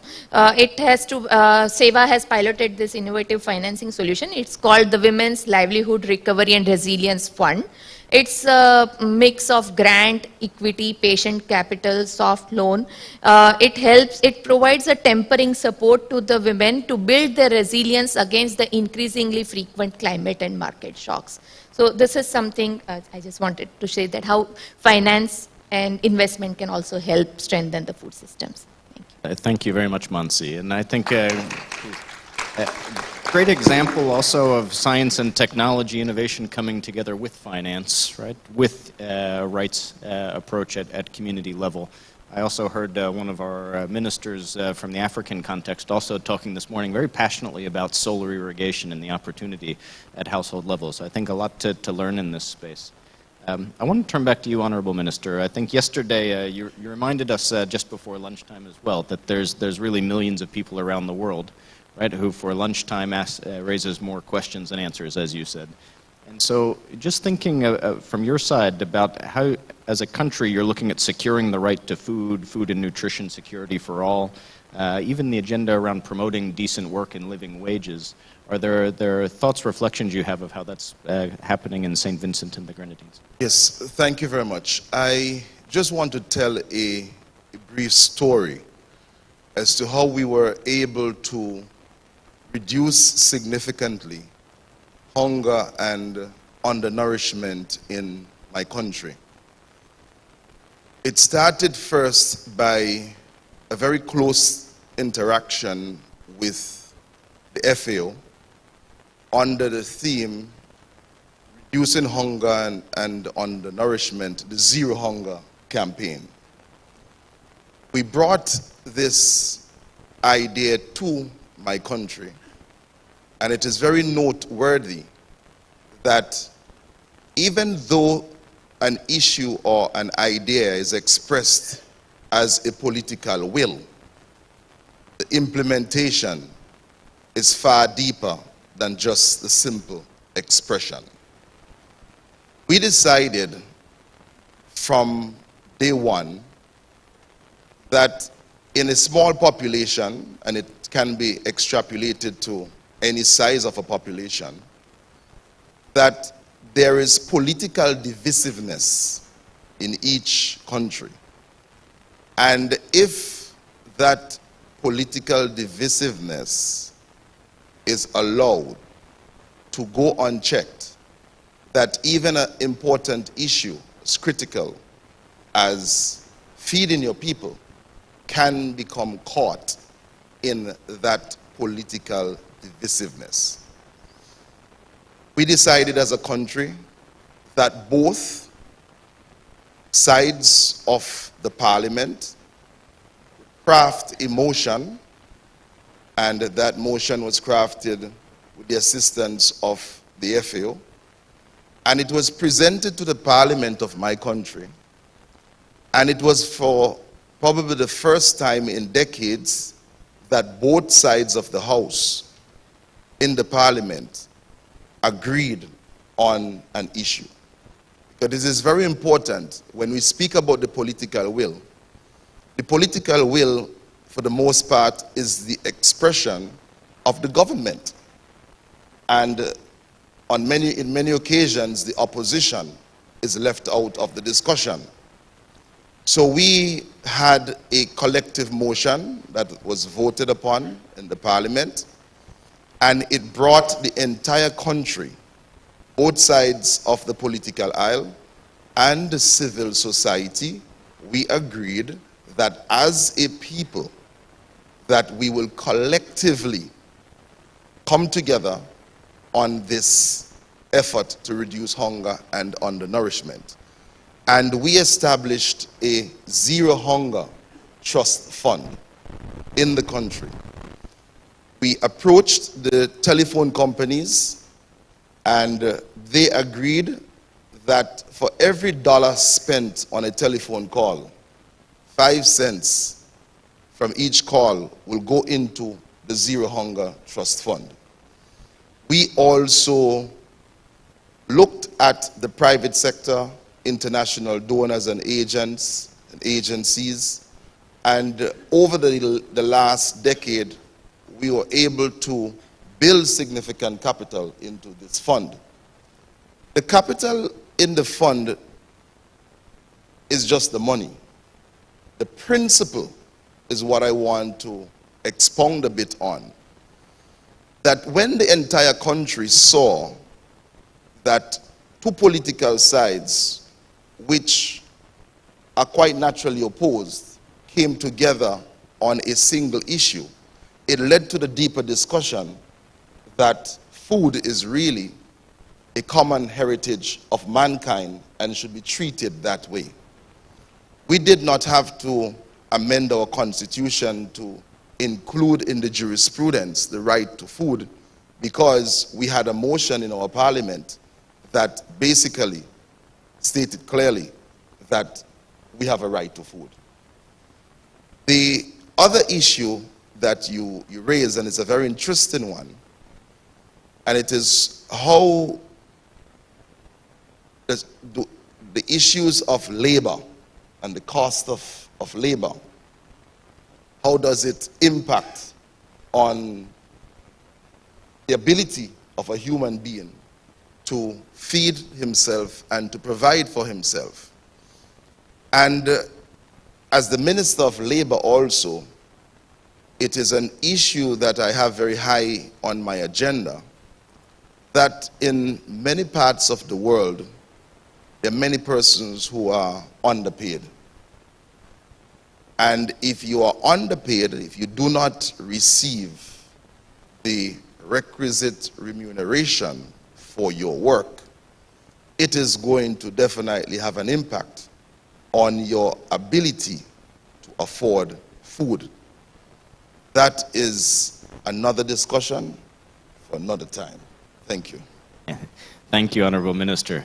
So I think again, picking up on the right side of that question, the innovative finance side of that question, quite interesting model that you've talked about here.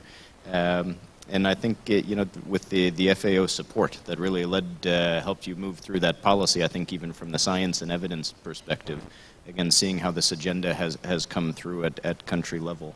I want to turn now to Dr. Muhinda, if you can talk about also in the African context. The minister from Ethiopia yesterday mentioned that there had been significant progress in Ethiopia, but at some point it plateaued.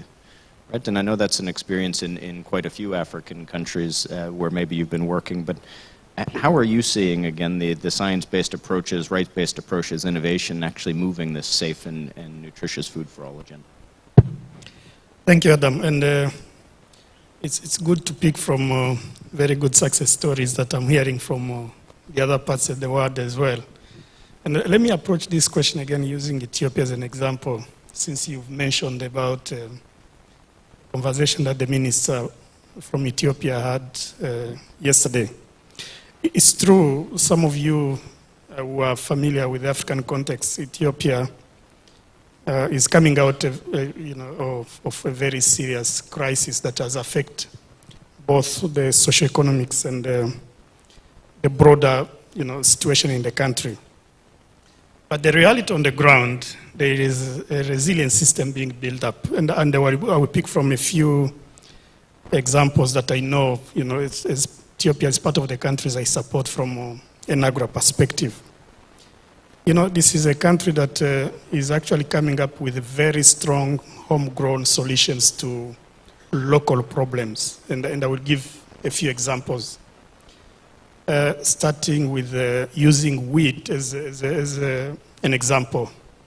One of the major challenges that Ethiopia faced when the crisis came was actually to get enough foreign exchange to import wheat. You know, this is a country that used to import over 1 million tons of wheat every year. And yet the potential is there in the country. So what the government did, you know, they decided actually to build a very strong import substitution program to become self-sufficient and even tap into the existing regional markets. As we speak today, actually this year Ethiopia has now produced surplus in a very difficult conditions, and they are now discussing about exporting to neighboring countries like Kenya and even part of the Arab countries. What has happened behind here? So I think what happened, the government came together, or the ministries came together and discussed about what is in the country that they can leverage on to make sure that they achieve the target. 2 examples. Number 1, they leveraged on some flagship programs they worked on before. Some of you must be aware that Ethiopia is one of the countries in Africa that has done a very extensive soil testing all the way to the village level. And the whole idea was actually to make sure that farmers can access soil and crop-specific fertilizers that are compatible with the environment at cheap cost. Number 1, that whole program actually helped the government of Ethiopia shifting from a fertilizer subsidy program towards a credit subsidy program, because that was the remaining challenge, since farmers were already accessing affordable fertilizers that are very specific to agroecological conditions. This one, combined with extension systems, some of you must be aware that Ethiopia has the highest number of extension agents in the world after China. That has not happened in any other country. So extension services, research, soil-specific and crop-specific inputs, and institutional innovation. So coordination has drastically improved in Ethiopia. As we speak, despite the crisis in the last 3 years, they are now producing surplus, something that they were not able to achieve during a peaceful period.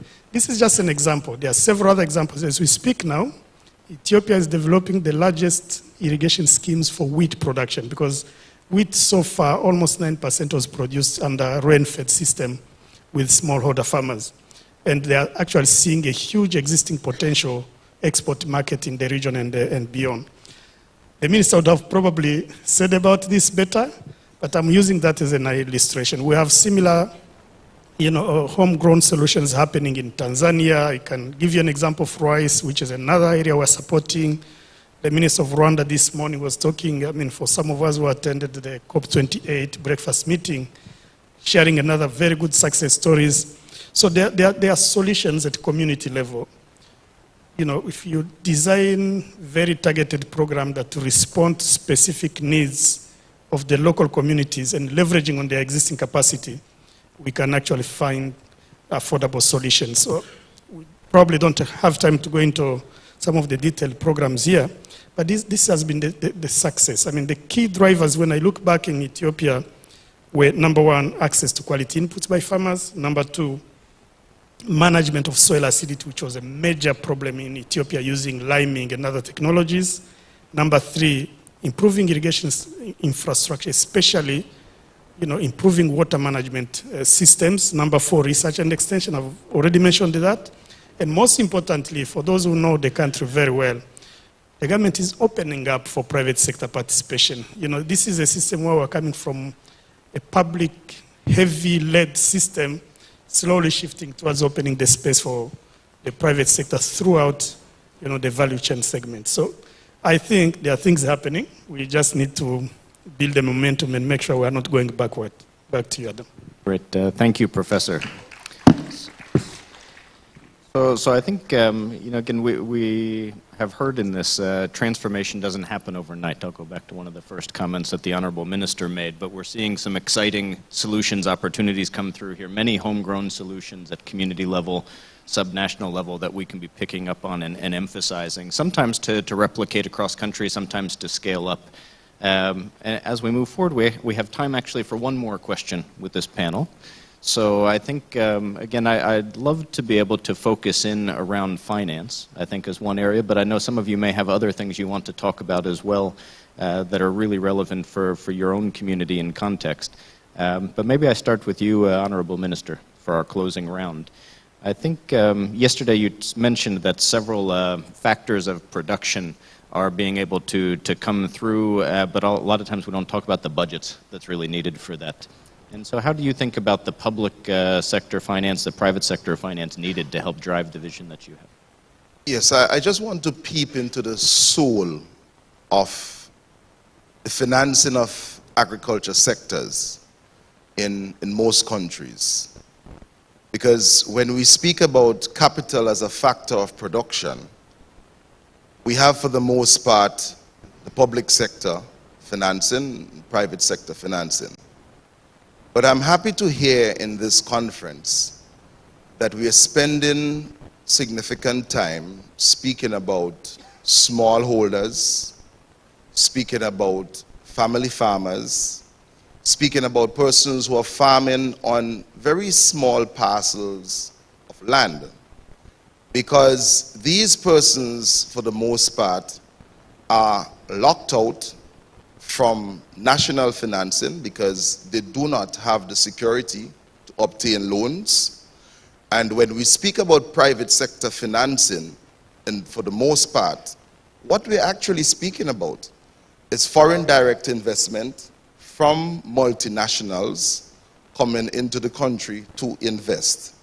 And we have to ensure that within our countries, we have a framework whereby the indigenous people, the indigenous farmers, can actively participate. And for the most part, in most countries, local farmers are reliant on public sector financing coming through the budgets from the ministries of agriculture.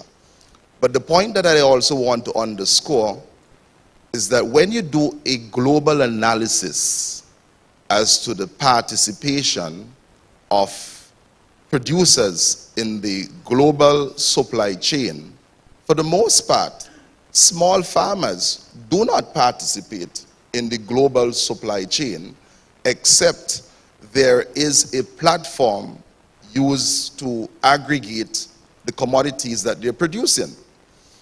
If you're locked out of the global supply chain as a small farmer, it means that you do not have crop insurance. It means that you cannot afford the cultivars needed so that you can fight against the vagaries of climate change. It means that you cannot afford fertilizer on time, and you definitely will not be able to get the return on your investment to convince a bank to fund the capitalization of your production. So when we speak about financing, as I said, you have to have a very careful and practical appreciation as to what exactly is taking place and whose fight we are actually supporting. Thanks. Thank you, Honorable Minister. Just one follow-up on that real quick. I know that in the Caribbean you have an initiative 25 by 2025. And I think, again, as I understand it, it's looking at how do you reduce imports by 25% by 2025, in some way forcing the building of local food supply chains, more local value addition. And I wonder, again, is this something that you're viewing as central in that type of a national pathway vision for, again, moving away from a monocrop, moving towards some of the things where you're supporting your smallholder farmers? It is definitely an excellent example as to how we can integrate small farmers into the supply chain. And just in brief, in the Caribbean region, there is an approach whereby we are working to reduce our food import bill by 25% by the year 2025. But one of the fundamental principles that this approach is built on, in my country, for example, we have a food import bill of $200 million annually. And we have a large platform of small-scale farmers, family farmers. Our approach is to ensure that the public sector financing, that we can create a framework, an enabling environment, so that they can produce and supply that local supply chain, because from the initial stages, they would not be able to produce on the economies of scales to participate in the international supply chain. So when we speak about food systems, we have to always ensure that there is that dichotomy in our analysis, and that we have a pathway and a trajectory for participation for our local farmers. Great. Thank you, Honorable Minister.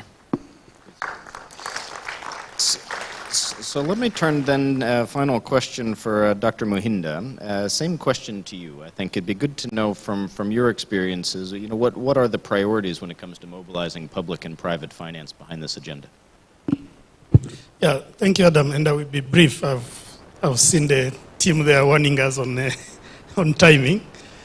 So again, probably the best way to do this is to use examples. One of the major challenges that has been happening consistently in the African context at regional and country level to mobilizing public finance has actually been the ability to move from plans to investment priorities to flagship programs that are bankable and fundable. So one of the work that AGRA has been supporting, and I'm glad we have colleagues here in the room, was actually helping countries to move from the broader national development frameworks. Every country in Africa has like a long-term vision, a mid-term development plan, and even sector strategies that now, through the CADAP framework, have now moved into what we call the agricultural investment plans, which we're now moving towards a food systems investment plan. But that's not the end. That does not help actual countries mobilize finance, even from the public resources. So you need to move a step forward and translate the plans into bankable program, which we call in our technical terms the flagship investment, flagship programs that can be bankable, that can be bought into by both public and private. It's only with those type of prioritized and well-designed flagship investment that actually government is able to see the returns on investment and increase public spending in the agricultural sector. And we have seen progress being made by different countries using our continental mutual accountability framework known as CADAP Pioneer Review, where public spending is actually increasing because governments see from feasibility studies that if I put resources into R&D or specific investment program, these are the returns from a social and economic perspective. That's number one. Number two, the beauty of having private, oriented flagship initiative, you reach a level of designing business cases, investment cases that private sector can actually bring resources into and benefit from it. So you can't just sell a sector strategy to the private sector and expect getting them investing into this. You have to move to a level of designing clear investment plan, and you've given an example of the solar-powered, irrigation system in Rwanda. That was a process that moved from a strategy to an investment plan to a flagship program, where you actually reach a level of feasibility study where a private sector can see that this is an area I need to put my money and get benefits. I can actually talk about investment opportunities from a private sector point of view, but even blended finance. But for the interest of time, I will probably stop here. Thank you, Professor. And we'll turn to some of our finance experts in private sector in the next panel here, so pick up on that very much so. And then Ms. Mansi Shah, please, we'll come to you. Final question. I think we know sometimes the financing from this doesn't come down to community level. So how do you think about priorities as well on the finance? We will manage the overall session, don't worry. So we're just cutting things short. But people enjoyed too much coffee, so we're running a little bit behind due to everyone else. But no, I'll just quickly add to that. I feel that, when it comes to financing, public sector finance as well as private sector finance. One thing which we need to really think about and internalize is that the poor do not need charity. What they need is an enabling environment, and therefore when we are looking at finance, we need to look at it as a holistic package which encompasses capacity building, both technical as well as technological, access to inputs which are reliable, affordable, access to market, direct market linkages, and most importantly, an enabling policy environment which helps in ease of doing business for the small and marginal farmers as well as the informal sector workers engaged in the food systems, and help them strengthen their existing micro enterprises and scale up to enter the mainstream economy. So I think when we are looking at finance, we need to look at the entire nexus. Thank you. And thank you so much. A round of applause for our speakers, please. So thank you, and you can take your seats. We'll be joined by our next panel. So you're maybe not feeling the pressure that I'm feeling, but we're getting reminders that we we need to be ending on time, because then we'll go to lunch. So without further ado, I want to call our second panel. Be joined up on the stage by Gunter Begger, Managing Director of UNIDO, please. We'll have a round of applause maybe for each of our speakers as they come up, please. Miss Christine Campo, Global Advocacy Director for Food Systems with CARE. Hildegard Lingnau, coming from the Global Forum for Agricultural Research, GFAR. And Joe Phelan, Executive Director, Asia Pacific for the World Business Council for Sustainable Development, also one of the co-founding institutions of the Good Food Finance Network. Please.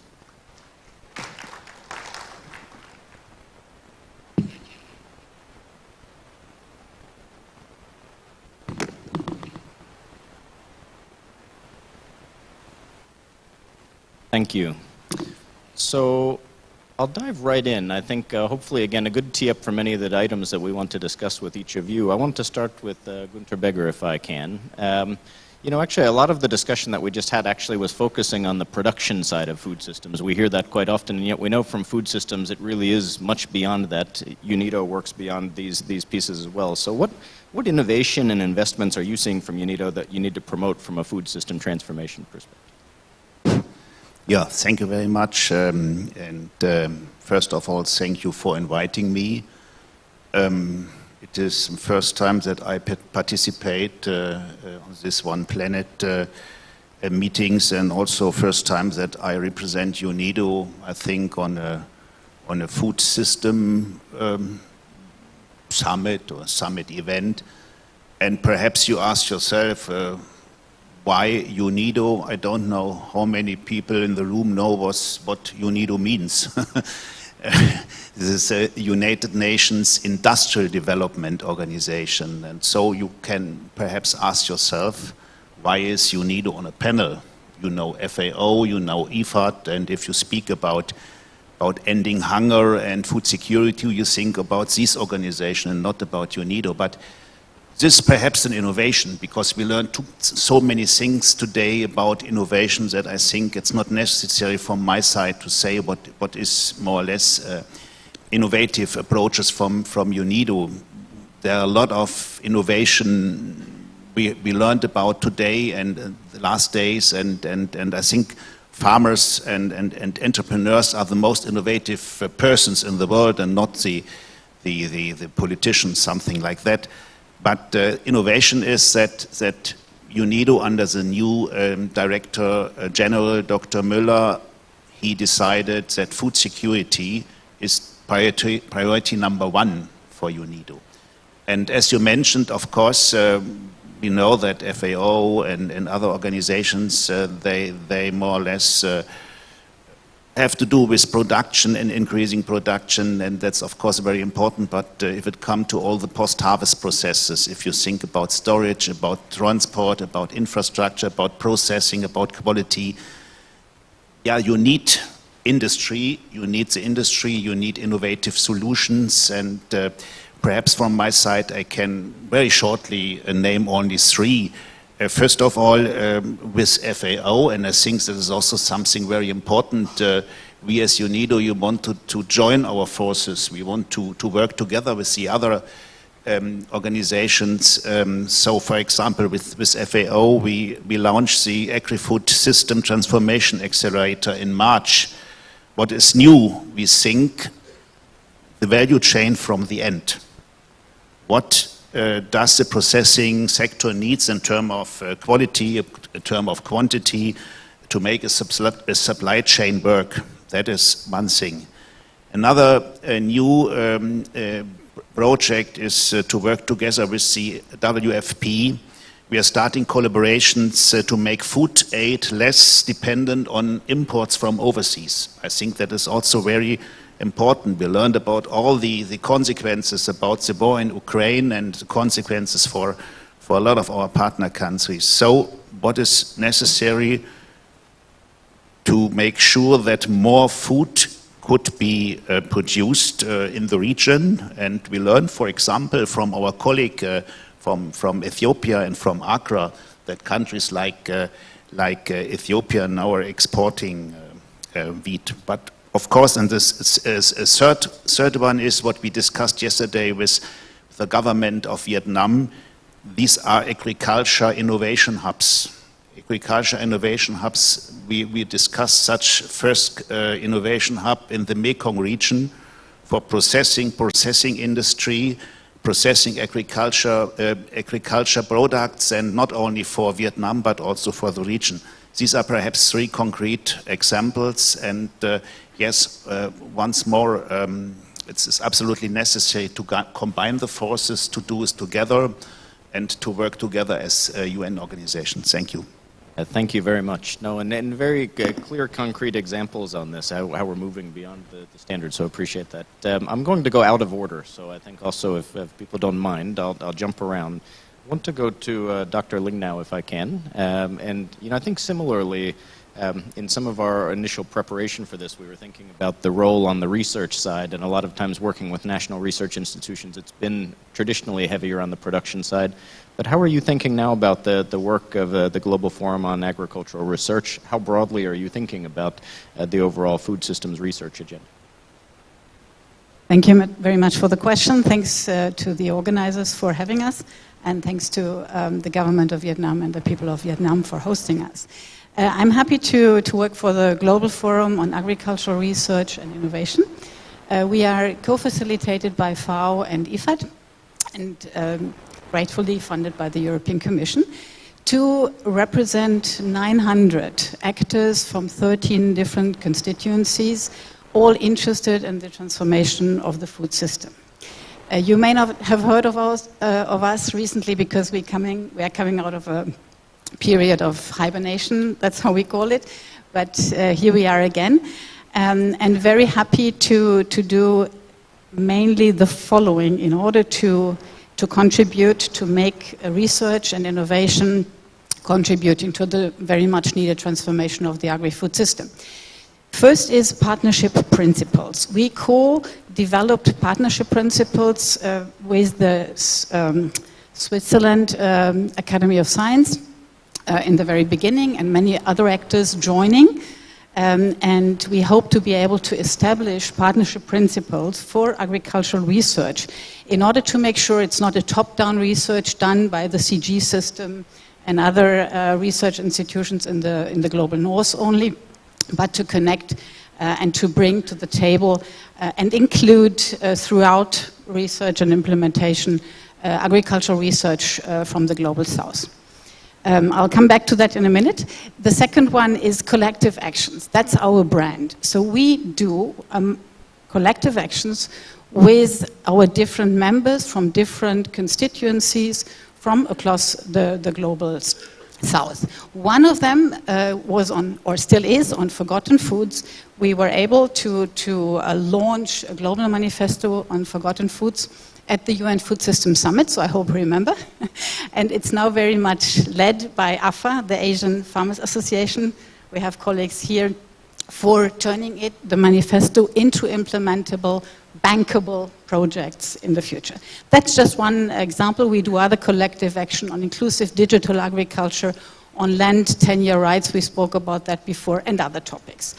The most recent ones are two emerging initiatives as suggested by our funders and our members. One is, and we will continue cooperating with the UN Food System Hub on that, is on how to catalyze the national pathways, so how to learn from other countries, how to learn from each other and implement what we are all keen to implement, and we are happy to contribute to the stock-taking moment in July. The other one is on agroecology. We have been hearing a lot about that. We are starting to find out, together with the Coalition on Agriculture and Agroecology, and I think my colleague is over here, the coordinator of the Agroecology Coalition that is following up on the UN Food System Summit. We try to find our role, not duplicating any effort that is undertaken by others, but complementing the collective action that matters to our members from across the food system. And that was mainly your question, right? Our ambition in a collective action always is to combine the different interests of the different actors, mainly starting with the national agricultural research systems. And we have agreed last month in Bangkok to set up a global NARS consortium to better represent the agricultural research systems from the global south in whatever agricultural research is happening. And we also are happy to work, as I said, with the farmers' associations, mainly through regional organizations like the Asian Farmers Associations, but also the regional ones from other regions and the Global Farmers Association. But these are just two very important ones out of 13 constituencies across the whole food system.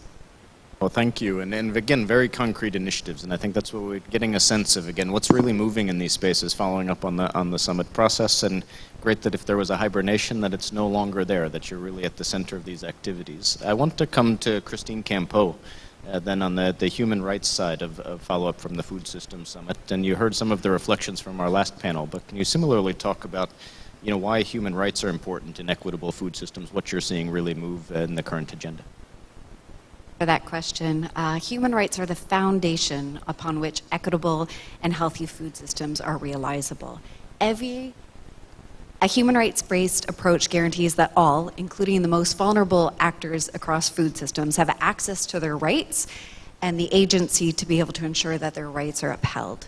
It also works to eradicate all forms of discrimination related to access to land, territories, natural resources, and inheritance. The denial of these entitlements of their rights through formal or informal structures and law is central to the problem of inequality that we see across our food systems. Therefore, rights holders need to be aware and exercise their rights so that they are respected, protected, and fulfilled by the duty bearers. Throughout the Food System Summit process, Action Track 4 was all about advancing equitable livelihood. So solutions needed to center around how people not only have knowledge about their human rights, and in this case, labor rights, but how they are empowered to make decisions about their implementation and have access to enforceable remedies when their rights are denied. For this reason, there must be a greater understanding of existing human rights instruments and resources available to ensure greater participation, accountability, non-discrimination, equality, transparency, and rule of law. These instruments must be monitored, implemented, enforced, and scaled up to be consistent with the practices of good governance. Hence why you would have seen almost all of the solutions that came out of Action Track 4 had to do with human rights. And we did this in close collaboration with IFAD, with ILO, with SEWA, with the Office of the Human Rights Commissioner, and all the special rapporteurs that Adam had mentioned at the very beginning. But despite our best efforts, many people lack the capacity to adequately advocate for the realization of their rights because they lack the knowledge and understanding of its meaning and application. And they lack the networks and institutions to which they should be engaging with. In some countries, agri-food workers are formally excluded from social and labor protection legislation, for example, on minimum wage, sick leave, and union membership. Other workers may not be covered by labor legislation due to the nature of their work. For example, a simple absence of an employment relationship with the company that they work for, or because of their legal status within the country that we see a lot happen with our migrant workers. Even when they are not legally excluded, workers still face challenges in accessing their rights, especially in developing countries, because law enforcement, labor inspection, and compliance are often lacking or ineffective. So whose responsibility is to fix that? We know human rights are individually and collectively owned by all food system actors, and that the main responsibility to progressive realization of these rights falls on the state first, but it implicates everybody. For example, as stated in the UN Guiding Principles on Business and Human Rights, the governments have the formal duty to adopt, implement, and effectively enforce national law and regulations. They must ensure that the fundamental principles of right at work are applied to all workers in the rural economy at large. However, it's not only the duty of the state, but also the responsibility of businesses. It's important that corporations and the business community in general actively support and help spearhead the transformation of agriculture and food industries into safer, healthier places to work and with less adverse environmental and humane conditions. Enterprises must comply with national law in the countries where they operate, and CARE is helping to advise several of these companies to help improve the ways that they work around the world. Thank you. Thanks, Christine. So I just wanted, it's a natural pivot then, actually turning to Joe, who will be able to talk about the private sector as well. And we'll come back through one final round with everyone after this. But I want to turn to you, Joe, again. WBCSD actually helped lead the private sector guiding group in the Food Systems Summit, continues to work on many of these efforts. How do you see the role of private sector investment in the continued transformation of our food systems? Great. Thanks, Adam. Pleasure to be here. My name is Joe, and as Adam said, the WBCSD has been an active participant in this process. We work with about 230 companies globally to transform their business, their value chain, and the wider economy to avert a climate crisis, restore nature, and tackle inequality. And just to highlight, we're in Asia. That includes businesses like CP Group out of Thailand, Olam and DBS out of Singapore, a strong presence in India, and some Chinese businesses playing an active role as well in the food system. So finance for food systems transformation is incredibly complex, and the diversity of products and processes and geographies and landscapes and economies, and then we've heard already today about the diversity of ministries handling these subjects and so on. So it's extremely complex. Business has got a critical role, and the solution that we brought to the table was the Good Food Finance Network. And so at the Food Systems Summit, WBCSD was one of the organizations that brought this approach forward. And it's a first of its kind platform that brings together the private finance community, the public finance community, as well as the real economy, who can play a role in investing too, to do two things. The first is to drive ambition and real commitments for investment from the private sector to transform our food systems. The second is to drive action, action towards the 2030 SDG targets, actions that change and transform the food system so that they provide healthy people, natural environments, and whole economies. So that work's going on, and there's been a lot of awareness building happening with the finance community. A couple of things to highlight. So there's a lot of work happening at the moment on metrics and KPIs, on how to set ambitious targets, and how to channel and direct investment. And I want to just end with an example. So here in Vietnam, in Cambodia, and in Bangladesh, the Sustainable Rice Landscapes Initiative is one example of how finance is being mobilized in this way. So this is a platform which is using GEF money to create instruments that can mobilize private investment both nationally and internationally towards more sustainable rice production. We're also creating, broader than just those three geographies, the initiative is creating a nature-based solutions accelerator that's going to drive finance in towards more sustainable rice production. Rice provides incomes to more than 1 billion people. It's 10% of global greenhouse gas emissions. It's about 40% of all irrigated water globally. So by working at a cross-sector way, we really are able to drive finance into a real shift into how one critical crop is produced. So I'll just finish there with that example. Thank you. Great. Thanks so much. A real live example. And I know recently there was a launch of a rice public-private task force here in Vietnam that, again, is helping bring together the various actors on this major sector transformation. The Sustainable Rice Landscapes Initiative, able to work closely with that, again, at a broader regional level as well. We'll have time for one more round to go back through the panel. I want to make sure, again, if we keep these responses to maybe 2-3 minutes max at the end. I'll go back to Gunter Beger if I can. You talked quite a bit about some of the specific initiatives moving forward, ag innovation hubs, the work with FAO, work with WFP on certain innovations. How do you think about ensuring the uptake of new innovation at country level? Are there any practical examples you have as well on that side? Yes, I already mentioned this example here in Vietnam, for example, because this is our hosting country, and this is about all the processing of mango products in the Mekong Delta region, very successful, and this means that we more or less we create possibilities for more income and so more added value, of course, for the farmer and the farmer organization.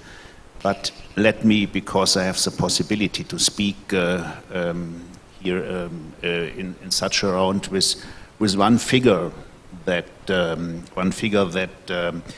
occupied myself since yesterday. I heard about it. It's a figure of 660 billion euros.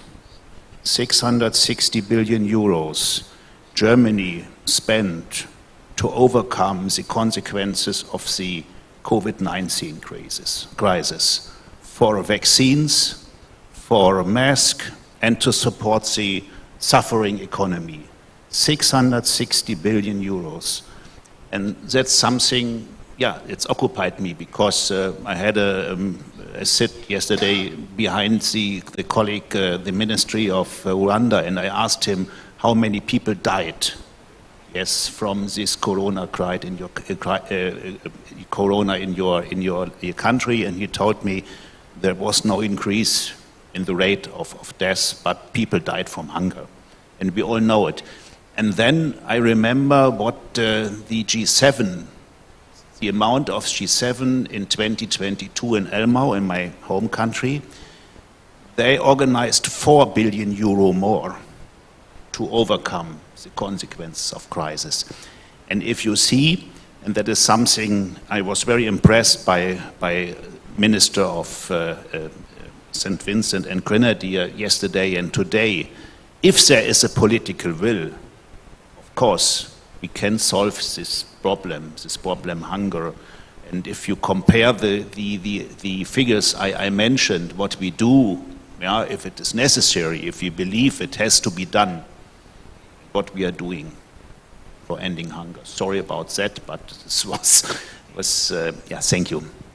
No, thank you very much. And I think, a real, stock take again around what is the size of the problem we have, and when there is political will, when there's a seriousness, we step up in different ways, right? And we don't often see that in this space. I actually want to jump from that maybe then actually back to Joe.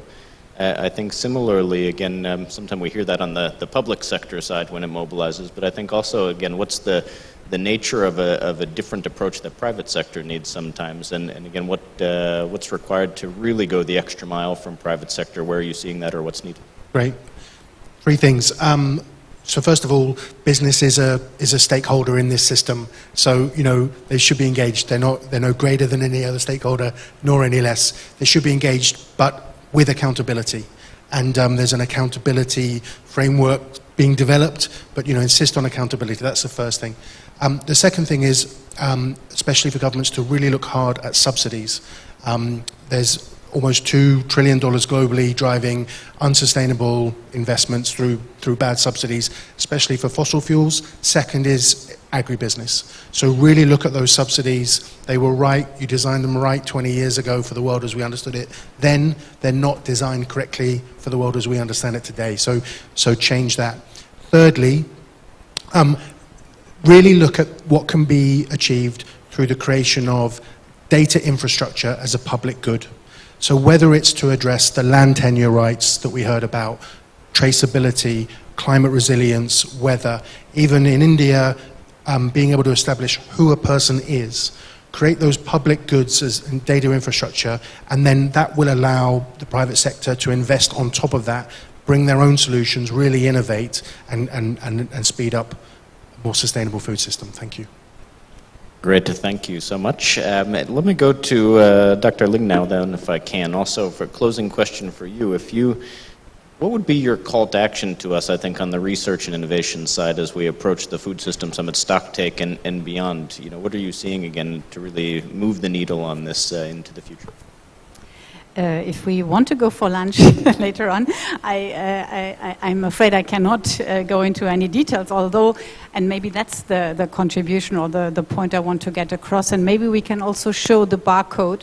We prepared a PowerPoint, which I won't be able to present, but we have a barcode if people could show, and then you can see what we are working on in terms of research, joint research projects, but also innovations. We see innovations, and we have done a survey of innovation similar to the one that the FAO did, but not among FAO staff, but among our members. And you'll see that it's quite surprising how people in the Global South look differently at innovation. So innovation is not something, not necessarily something, a product that is coming, I mean, top down, but it's behaving, it's more processes happening when you are faced with challenges.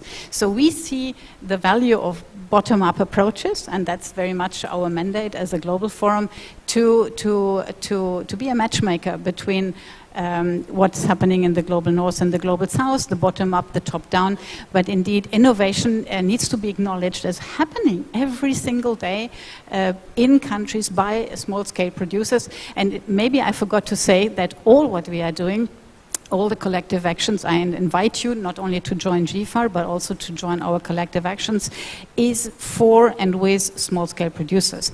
And since many of you have been mentioning that and may need to find opportunities to work on whatever research initiatives or innovation funds or initiatives you are interested or involved in, please come and join and find out about us. On the barcode are all the information. I also leave some leaflets outside. Thank you so much. And the barcode is on the screen, so get it now while you can. And I think then we'll come to Christine Campo for the final question around this.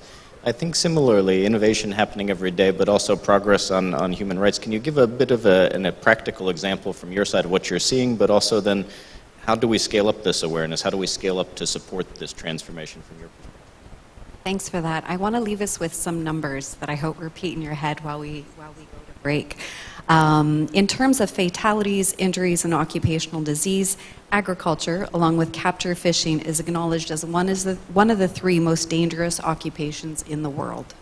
An estimated 170,000 farmers and agriculture workers in crop, livestock, and agriculture production are killed every year, 170,000.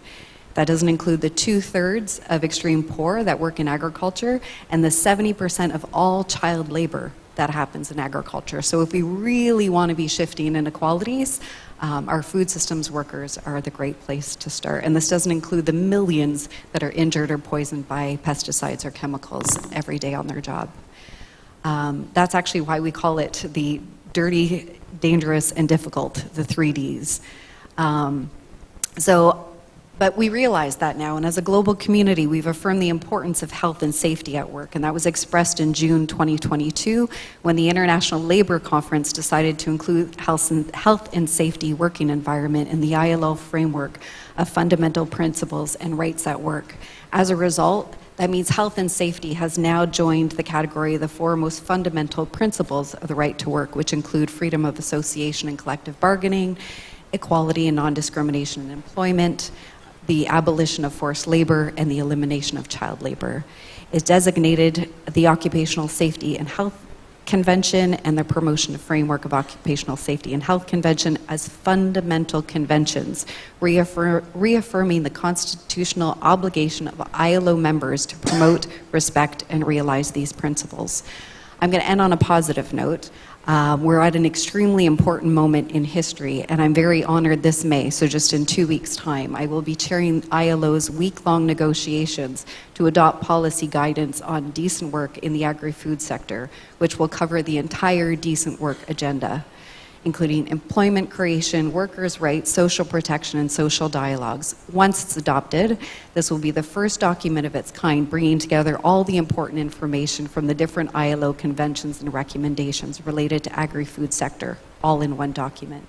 The guidelines will also have specific roles and responsibilities for governments, employers, workers, so that we all work together to advance workers' rights across food systems and guarantee equitable living wages and livelihoods for all.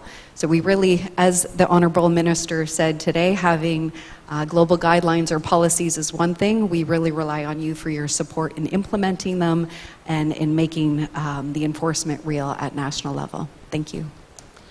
Thank you very much, Christine. And a round of applause to all of our speakers. Thank you again. You can take your seats as we just move to our closing then for this session. We have one more final speaker.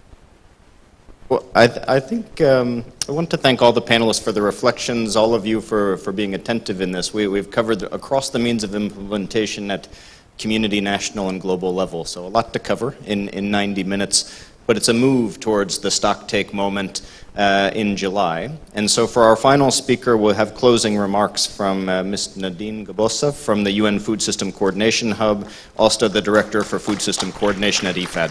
Please.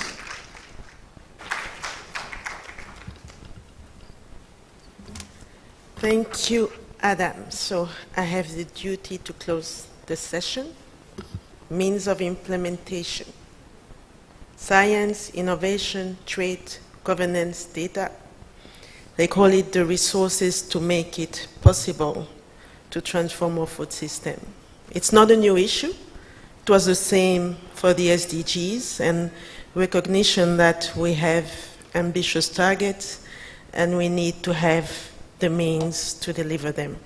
I like to call it means of action. I think it speaks more than means of implementation. So we saw state actors today, representative of governments, partners, and I will close by reminding us of our responsibilities, that the first responsibility to deliver on this agenda and mobilize the means of implementation is the responsibility of the state and the government. And you know, when you want something to happen, when I look at my team, I always say it's good to know who is responsible to make this happen. Then we know that they cannot do this alone, and they are the partners. But let's not substitute partners for governments. We talk about ownership, and then we can say ownership and partnerships. Maybe these are the two concepts we can take away from this session. Another concept, maybe for the means of implementation, that I have the responsibility to help the hub lead, and that I hear today, is the importance of looking at the discrepancy between the ambitions and the targets. And do we have basically the means to deliver what the ambition and the targets are? And I think that's a challenge that everybody has been raising in the room. What is basically the means to deliver on that? And we know that the food system agenda, the ambitions are very high. When the number of food insecure people is increasing, we have heard very eloquently from WWF colleagues the impact on the environment, on the climate, and we know that these targets are not achievable if there's no food system transformation. I mean, Adam mentioned the food finance architecture. I mean, they have costed the cost of unhealthy diet today at about 6 trillion a year. It's not the cost of hungry people, it's the cost of obesity today, the health cost.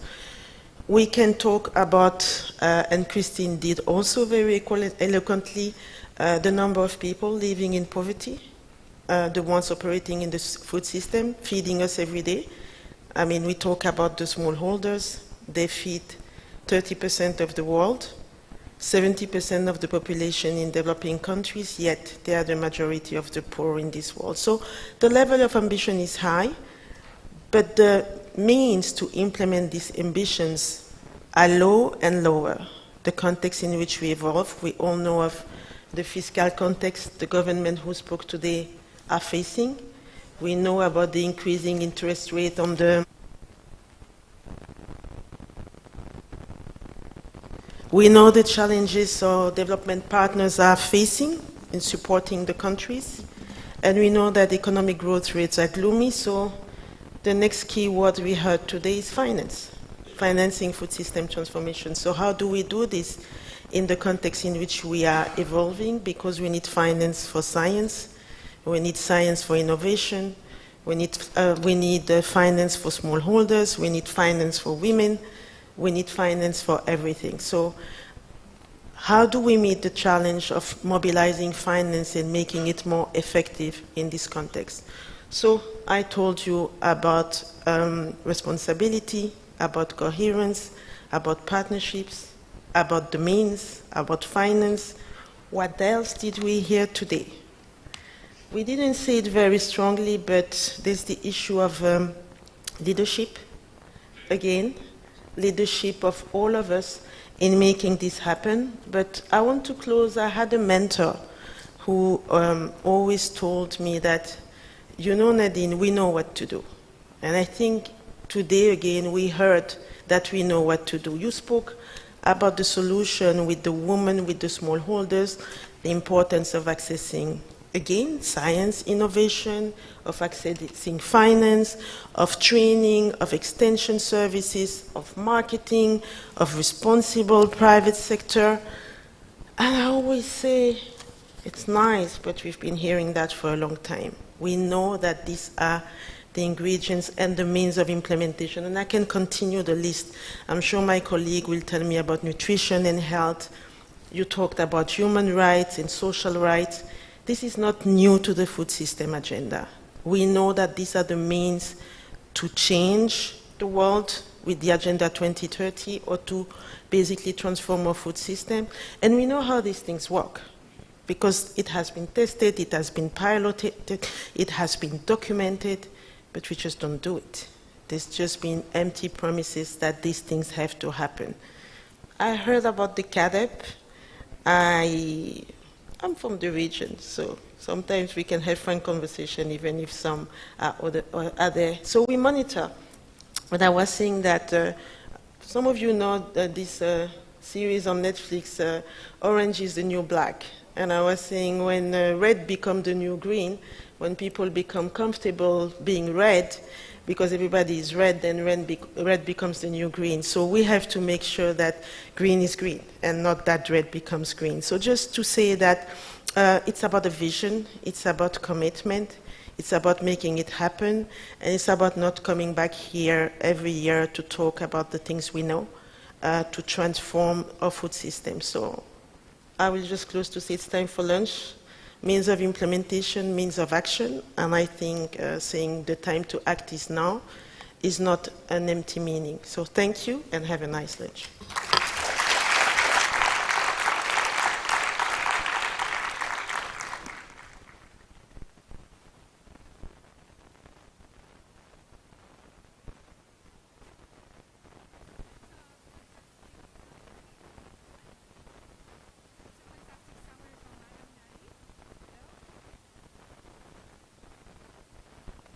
Hello. Okay, so that's a fantastic summary, and there's not much to add, and also very inspiring to action.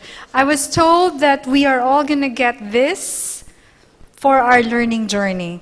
And so we'll see you all around after lunch, around all the side events. And here are all the side events happening today. In this room, this will be divided into 4. Then there will be extra rooms on this side. These are all what's going to happen. There's also another side event in another hotel at Intercontinental. All 3 here and 2 on this side of the hotel. Okay. So please, you can choose which ones you wanted to attend. And this one comes for the rain in time for now, maybe you can ask for the hats today so you don't catch cold. See you after lunch for the learning journey.